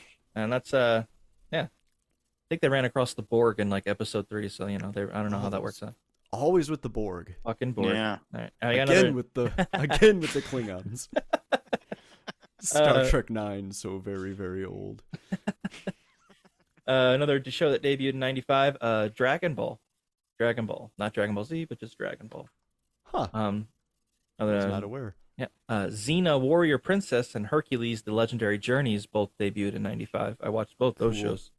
Oh, Lucy Lawless. Mm-hmm. Did they ever have a crossover episode? Oh, yeah. Oh, okay. Yeah, they went like I think they had like a made-for-TV movie almost kind of sort of deal where it was like both. But yeah, I learned some like Greek gods or whatever it was. I learned their names and what planets they were associated with through that show. So it had some knowledge if you wanted to retain that. Another show that debuted in '95, Pinky and the Brain. You remember that show? Pinky and the Brain. Yeah, it was part of Animaniacs. Animaniacs. Yeah. That was the year that they debuted on Animaniacs. Was okay. Jag, Jag, JAG. Jag. debuted in '95. I heard about that. Isn't he like a fighter pilot or Something? I don't know. It went on for like 15 years. I didn't see a single fucking episode. Jesus. 15 years and no one ever watched it. It's not even a memorable show. No one knows. Jag, I kind of remember that. Yeah. I remember the logo Jag, and then there was like 4 or 5 stars around it or under it. Right, and there's a guy in a uniform with a hat. He looked really serious. Yeah, I don't know. So he's some military asshole. Yeah, some guy. Another show that debuted in '95. I really liked this show. The Drew Carey Show. I thought it was a really good show, and I kind of wish that we included it in our little TV show themes. But it is what it is, because that show had some great themes. Yeah, we could have thrown a Cleveland Rocks. Cleveland Rocks, or like the very first "Moon over Papa, bring my love to me tonight." Like it's like this whole little song that I had for like the first couple seasons. I used to have it on DVD, so I remember. News Radio debuted in 1995. News Radio. I'm not sure what that was. Exactly. It's with Andy Dick. It included Joe Rogan. It had Phil Hartman. I believe. Oh, okay. He died shortly after. John Lovitz. But before you mentioned, Joe Rogan. No, Andy Dick. Yeah, those two. Yeah. It sounded terrible. Right. Yeah. I never actually really seen the show. There's someone else on it too, but I haven't really seen it. But just a run-of-the-mill comedy. It lasted for a couple of years, and then once Phil Hartman went, passed away or whatever, it was pretty much done. Not Newman. Milton from Office Space. He also played a character on News Radio. So Sailor Moon also debuted in 1995. Sailor Moon. Oh yes. I vaguely remember that. Mad TV debuted in 1995. Oh my god. God, we watched that. Watched too much of that. Yep. I never watched a single episode of Mad TV. I don't think. Oh, it was. I don't even know. The UPS man. There's oh my god. Stewart. I've heard of Stewart. The coffee guy with the bugged out eyes. Yep. Oh Remember yeah. The coffee guy? Yeah. Miss Swan. Is that somebody? Yep. I tell you what, he looked like a man. Yes. God, they did that every fucking skit. Yeah. It was like, he looked like a man. Then God damn it. What was that? Oh god, I'm trying to remember this character. It's like, that's my white mama. That's my. And she actually played a black, like the black. Artie Lang was the guy. Oh. But, oh my god. Okay, so I watched some of those on YouTube. That's my white mama. Don't make me break my foot off in your ass. So the whole point was that it was horribly racist. Like that was like the actual satire of it. Because I always thought they were like serious, but when you watch it, it's like the show that the New York Times calls, terribly racist, horrible, like it's supposed to be. Yeah, because Artie Lang's driving and he's stuffing his face and he runs over an elderly black woman and her spirit comes out and goes into him. It's just so terrible. Oh my god. It's really it is that funny, sounds funny. Yeah. Another TV show that debuted in 1995. Hugely influential. Mr. Show with Bob Odenkirk and David Cross. Mr. Show. Funny thing. Interesting about that. If you've never seen it, you should definitely watch it. But that skit comedy show, it has a overarching like plot line throughout the entire show. So each skit like kind of goes into the next one, and it's this whole story. Unlike other shows where each skit is like its own separate thing. So very nice. Caroline in the City debuted in 1995. Caroline in the City. Yeah. WCW Nitro, Monday Night Nitro. Debuted in 1995. Wishbone debuted in 1995. Oh, fucking Wishbone! Remember that? That dog got on some adventures. I've actually never seen it. I've always wanted a dog like that. I have no idea what that was. I have no idea what I know it's about a dog. So it's a dog. Hold on, it's a dog that can speak English, in a high pitched voice. Hi everyone, I'm Wishbone, like that sort of that, and he like oh fuck, and he like repeats like talks about like Treasure Island. So then he pretends like he's like the main character in Treasure Island, and he basically reads Treasure Island to kids. But like the main story is just this little dog. Yeah, it's basically Wishbone is just him reading to children, stories, classic literature. Oh, I kind of vaguely, and then it would be like him in the on actual Treasure Island right. with like a little pirate hat on, and it's cute. And, Yep. Yeah, okay. I always wanted one of those dogs, one of those what do they call them, Jack Russell Terriers. Yeah. I wanted to name mine Mr. Feeney. So I could do that, and the dog would come to me, Mr. Feeney. Yeah. And the last I know show what that I'm getting you for Christmas. Yeah. Oh, a good dog. Jack Russell Terrier. There you go. TV shows that debuted.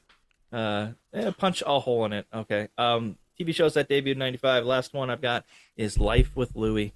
Louie Anderson's animated show. God, I loved that when I was a kid. Kid cracked me up. Oh, Dad. He talked like that. Yeah, his dad was like this I was gonna try guy. to do an impression, but I don't think I really could. Yeah, I can't really do it either. Obviously, you just heard. Yeah. It's like he's barely getting it out. I don't know. Yeah, and he's just this little fat kid, and it's disturbing. Louie, Life with Louie. I love that show when I was a kid, though. I used to watch it all the time. Top 10 TV shows of 1995 for basic television. Number one was ER. Was the number one show on basic TV in '95. Number two was Seinfeld. Number three was Friends. Number four was Caroline in the City. Hey, wow, right off the bat. There's always one show that does that just shoots to the top. You know. Well, I think maybe just because it's new, yeah, so people just flock and watch it. So ER was on NBC, right? Yeah. Yeah. So yes. ER, Seinfeld, Friends. I think Caroline in the City might have been on ABC. Maybe, but it might have been NBC. Anyway, out. Like NBC basically was like the top 3 or 4 shows in basic TV in '95. Monday Night Football was number 5. Number 6, Single Guy. The Single Guy. I don't even fucking remember that show. 7 was Home Improvement. Thank God that show's already starting to decline. It literally had been around for since '91 or something like that. 4 years later, it's nearing the bottom. Boston Common, which I believe was a law, kind of like in this vein of Law and Order. Oh, I kind of vaguely remember that name. But yeah, I don't know. 60 Minutes comes a long way from being number 1 in 1990 to being number 9 in top 10 TV shows. Just in 5 years, fell down to 9th place. And in number 10 was NYPD Blue. For top 10 TV shows of 1995, those are your top 10. Huh. Weird. Now we have the worst TV shows of '95. I only have 3. One of those shows is Baywatch Nights. I don't know why they thought that was a good idea. Nights. Yeah, so we have all these anything. Exactly. The scantily clad people. Exactly. Yeah, you can't see the TNA at night. Huh? Yeah. Maybe they think Baywatch Nights. Oh man, it'd be more scantily because it's nighttime. No, you can't see a goddamn thing. Baywatch Nights. Nighttime. That's when people have sex. Yeah. Yeah. Gotta watch that. Don't let them listen to Afternoon Delight. Won't have any idea what's going on there. Another worst TV show of '95, the Jeff Foxworthy Show.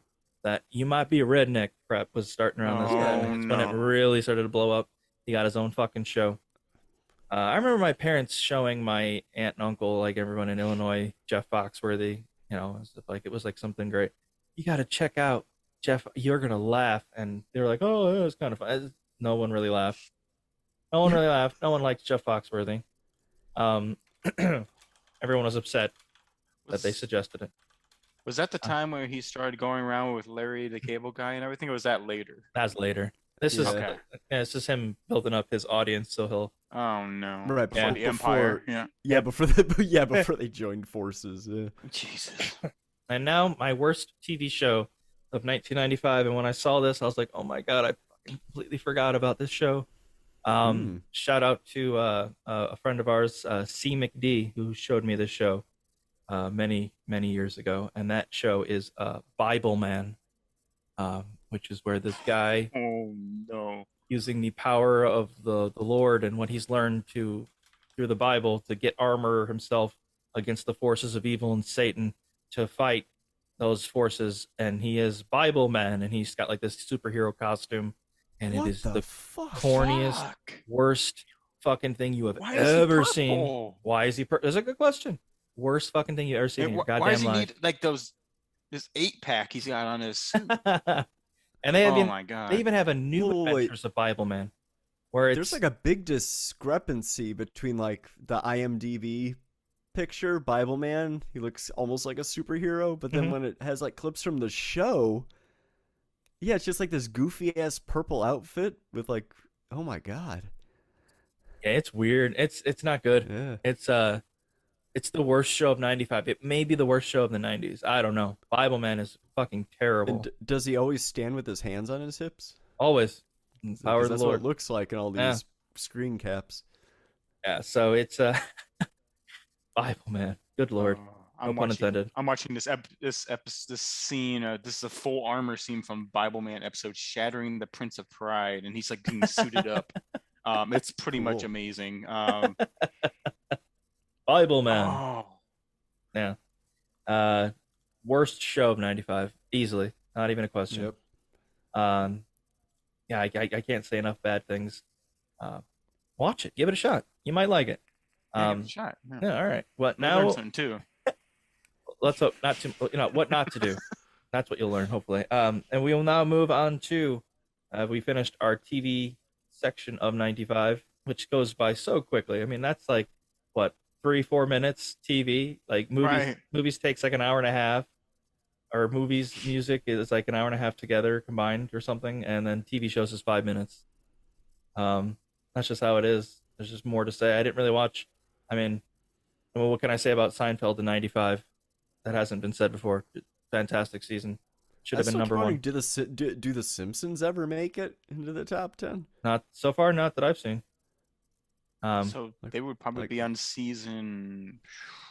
Oh God, there's 89, then sixth season. Season 6. Yeah, season it's 6. That's amazing. Like it's an amazing season. Amazing season. Yeah, so I don't get it. Yeah, at least for basic TV. Because we haven't even talked about the Simpsons, and we're in the '90s. Like, we can talk about the Simpsons. We can do it right now. I mean, like I said, we don't really spend much time on. Okay, I'll make a special point to mention the Simpsons on '96, even if it's top 10, and let's say it's rated 14th out of all the shows. I'll just say, and number 14, we got the Simpsons. And we can talk about them. We'll do that. An honorable mention. Honorable mention, The Simpsons. Maybe Seinfeld and The Simpsons. You couldn't get better TV. That would be the best for me. I just don't see how you could beat that. Yeah. Maybe the audiences back then, I guess, weren't really into the adult comedies yet, because it was pretty new. But it was a cartoon and it was on Fox. Right. Fox at the time was just kind of a trashy station. Yeah, that's true. Yeah, that's true. And The Simpsons made fun of that fact in a all lot the of time. old episodes. Right. And just put anything on there, any crap or whatever. I don't know. Yeah. See what sticks. Yeah. Right. All right. Well, we will now move on to video games released in the U.S. in 1995.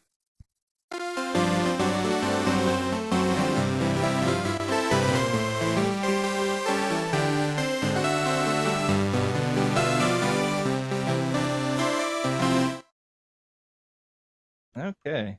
And video games released in the U.S. in 1995 on the 11th of August for the Super Nintendo. One of the greatest games ever made. Chrono Trigger was released. This game has 13 different endings. A fantastic score, the soundtrack, amazing music, amazing stories, amazing characters. You could not. There's not like the blueprint for JRPGs is Chrono Trigger. It's hands down 10 out of 10. Fantastic game. I cannot recommend it enough. On September 9th for the PlayStation, Rayman was released. Rayman. And on November 1st for the Sega Saturn, Rayman was released. So, yeah. For the Sega Saturn and the PlayStation, Gex was released on December 18th. Gex. The gecko, right? Yep. It was originally released for the 3DO, but then was ported over to the PlayStation and the Sega Saturn. Gex. Not that great of a game. Classic game here. I don't remember it being. For the PC, You Don't Know Jack was released in October of 95 for the PC. Holy You Don't Know Jack. Oh, wow. I love that game. It goes back that far? Yeah. Wow. Yeah. I remember playing on the computers in like our computer like area when our school built out labs, that extra. Yeah, they had all those computers lined up, and You Don't Know Jack was on there, and I used to play it. Hey, no shit. Wow. Yeah. Because they're still making like the Jackbox party packs to this day. Yeah. Oh yeah. And for the PlayStation, the Sega Mega Drive, the Super Nintendo, Mortal Kombat 3 was released on October 7th. Yeah, that's a good one. And October 13th. Yeah, that's when they. That's funny when they refined all their, their combat and it's the combos were a thing, and the fatalities were excellent, and just awesome. There's one game I'll mention here in a couple, but I'm gonna go through the systems, and then I'm gonna go through a little bit of a quick refresher as to why that is. So on just real quick though, oh shit, I didn't put down the actual date. Fuck. Okay, so for the Super Nintendo, Donkey Kong Country 2, Diddy Kong Quest, which I didn't even get that fucking pun till I was doing this. Like, oh god, Conquest. And so I don't remember when that was released. It might have been in August, November, later in the year. It could have been in May. I don't know. I don't remember. But I forgot to write it down. Yeah. Diddy's Kong Quest. Yes. Those are great games. Yeah. Yeah. It was released in 95. You got the year. How about that, people? So for the Super Nintendo, the Sega Mega Drive, the PlayStation, the Sega Saturn, the PC, the 32X Sega, WWF WrestleMania was released. And on May 30th, it was released for the Sega Saturn, obviously. But so we have the Sega Mega Drive, and we have the 32X. You have these like additions to the Sega Genesis to make it more powerful. But they've done that even though they have a new console coming out in a year. And so they had people pay all this money, think, oh, this is the new thing, and you have another console coming out? So you've made all this that I've just spent this money on moot. There's no point in having any of that. So you've basically just undercut yourselves and made it a guaranteed loss on everything. Could not have worse business decisions. You'd be hard-pressed to have worse business decisions than Sega had in 1995. Outstanding. And the last video game I'm going to mention for release in 1995, one of the last games for the Sega Genesis, really pushed its hardware to its limit. On August 2nd, Comics Zone was released. And that was where basically you fought. It was like a side scroller, but it was basically like you were in pages of a comic book. It was really cool. It was really interesting. Gameplay and all that stuff. Cool. So, but that was one of the last games released for Sega Genesis. It does have a really neat art style to it. Yeah, you're like in little panels, little comic panels. That's kind of sweet. Yeah. And how we will get to the worst video game of 1995. And this is a little bit of a read here, but I think you'll enjoy it. We're in the home stretch here, people. We're almost finished. All right. For the Super Famicom, which is essentially the Super Nintendo in Japan. Yeah. Essentially, that's what it is. The game Hong Kong 97 was released, and the game takes place in China in 1997 during the handover of Hong Kong from the United Kingdom. I'm assuming Brad's heard of this game.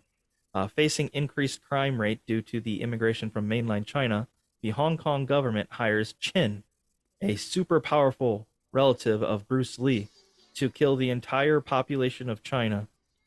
At the same time, the deceased Tong Xiaoping is resurrected by a secret project conducted by the Chinese government as an ultimate weapon. After defeating Tong Xiaoping, the game is repeated indefinitely until Qin dies. Hong Kong 97 sold around 30 copies due to its underground bootleg release, and it has since gained a cult following for its notoriously poor quality. In retrospect, it is considered by critics and journalists to be among the worst games ever made. Hong Kong 97 begins with a short cutscene, which places the game around the transfer of sovereignty over Hong Kong in 97. People from mainland China, described in the English script as fucking ugly reds, and in the Japanese script as dirty people spit and sputtin', started immigrating to Hong Kong. Sputtin'? S-P-U-T-U-M. Started immigrating to Hong Kong, causing a large increase in the crime rate. As a countermeasure, the Hong Kong government hires Chin, portrayed by Hong Kong actor and martial artist, I guess, Jackie Chan, an unspecified relative of Bruce Lee, to wipe out all 1.2 billion of the red communists in China. Meanwhile, a secret project in mainland China has succeeded in resurrecting Hong Xiaoping. The Chinese translation of the game refers to Chin as Mr. Chan, alluding to the fact that a picture of Jackie Chan was used to depict the character. The back of the insert of the game notes that Chin is a heroin addict. The player controls Chin, who must shoot and evade the Chinese populace and police officers moving downwards from the top of the screen. When shot, the enemies explode in mushroom clouds, leaving behind a flashing corpse and items for instant death or temporary invincibility. After a while, cars start appearing from the sides, moving horizontally across the screen as obstacles. After 30 enemies have been defeated by the player, the final boss, the ultimate weapon, Hong Xiaoping, appears. Once he is defeated, the game repeats itself. The game shows static photos in the background with alternate pictures between Maoist propaganda, Julian, I don't know how to pronounce that guy's name, the logo for Asia Television, the logo for Chinese Coca-Cola, or Mao Zedong in monochrome. In retrospective reviews, Hong Kong 97 was met with overwhelmingly negative reception, with many calling it one of the worst video games ever made. The game has garnered a so bad it's good cult following in Japan and Taiwan, and in the West, after it became the subject of an angry video game nerd episode. Yes, that's how I know it. Yep. Yep. So that theme song. Oh.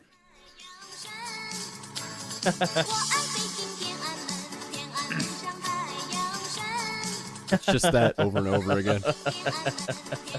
Forever. Yeah, watching the gameplay, it's truly, I was just going to point out, the mushroom clouds every time they hit a target. It was a little mushroom cloud, static. And then the giant head shows up and tries crushing you. And oh my God, it's absolutely insane. There was something where I read that you get you get syringe needles, you get heroin to make yourself invincible. So that's it's. I saw that. Yeah.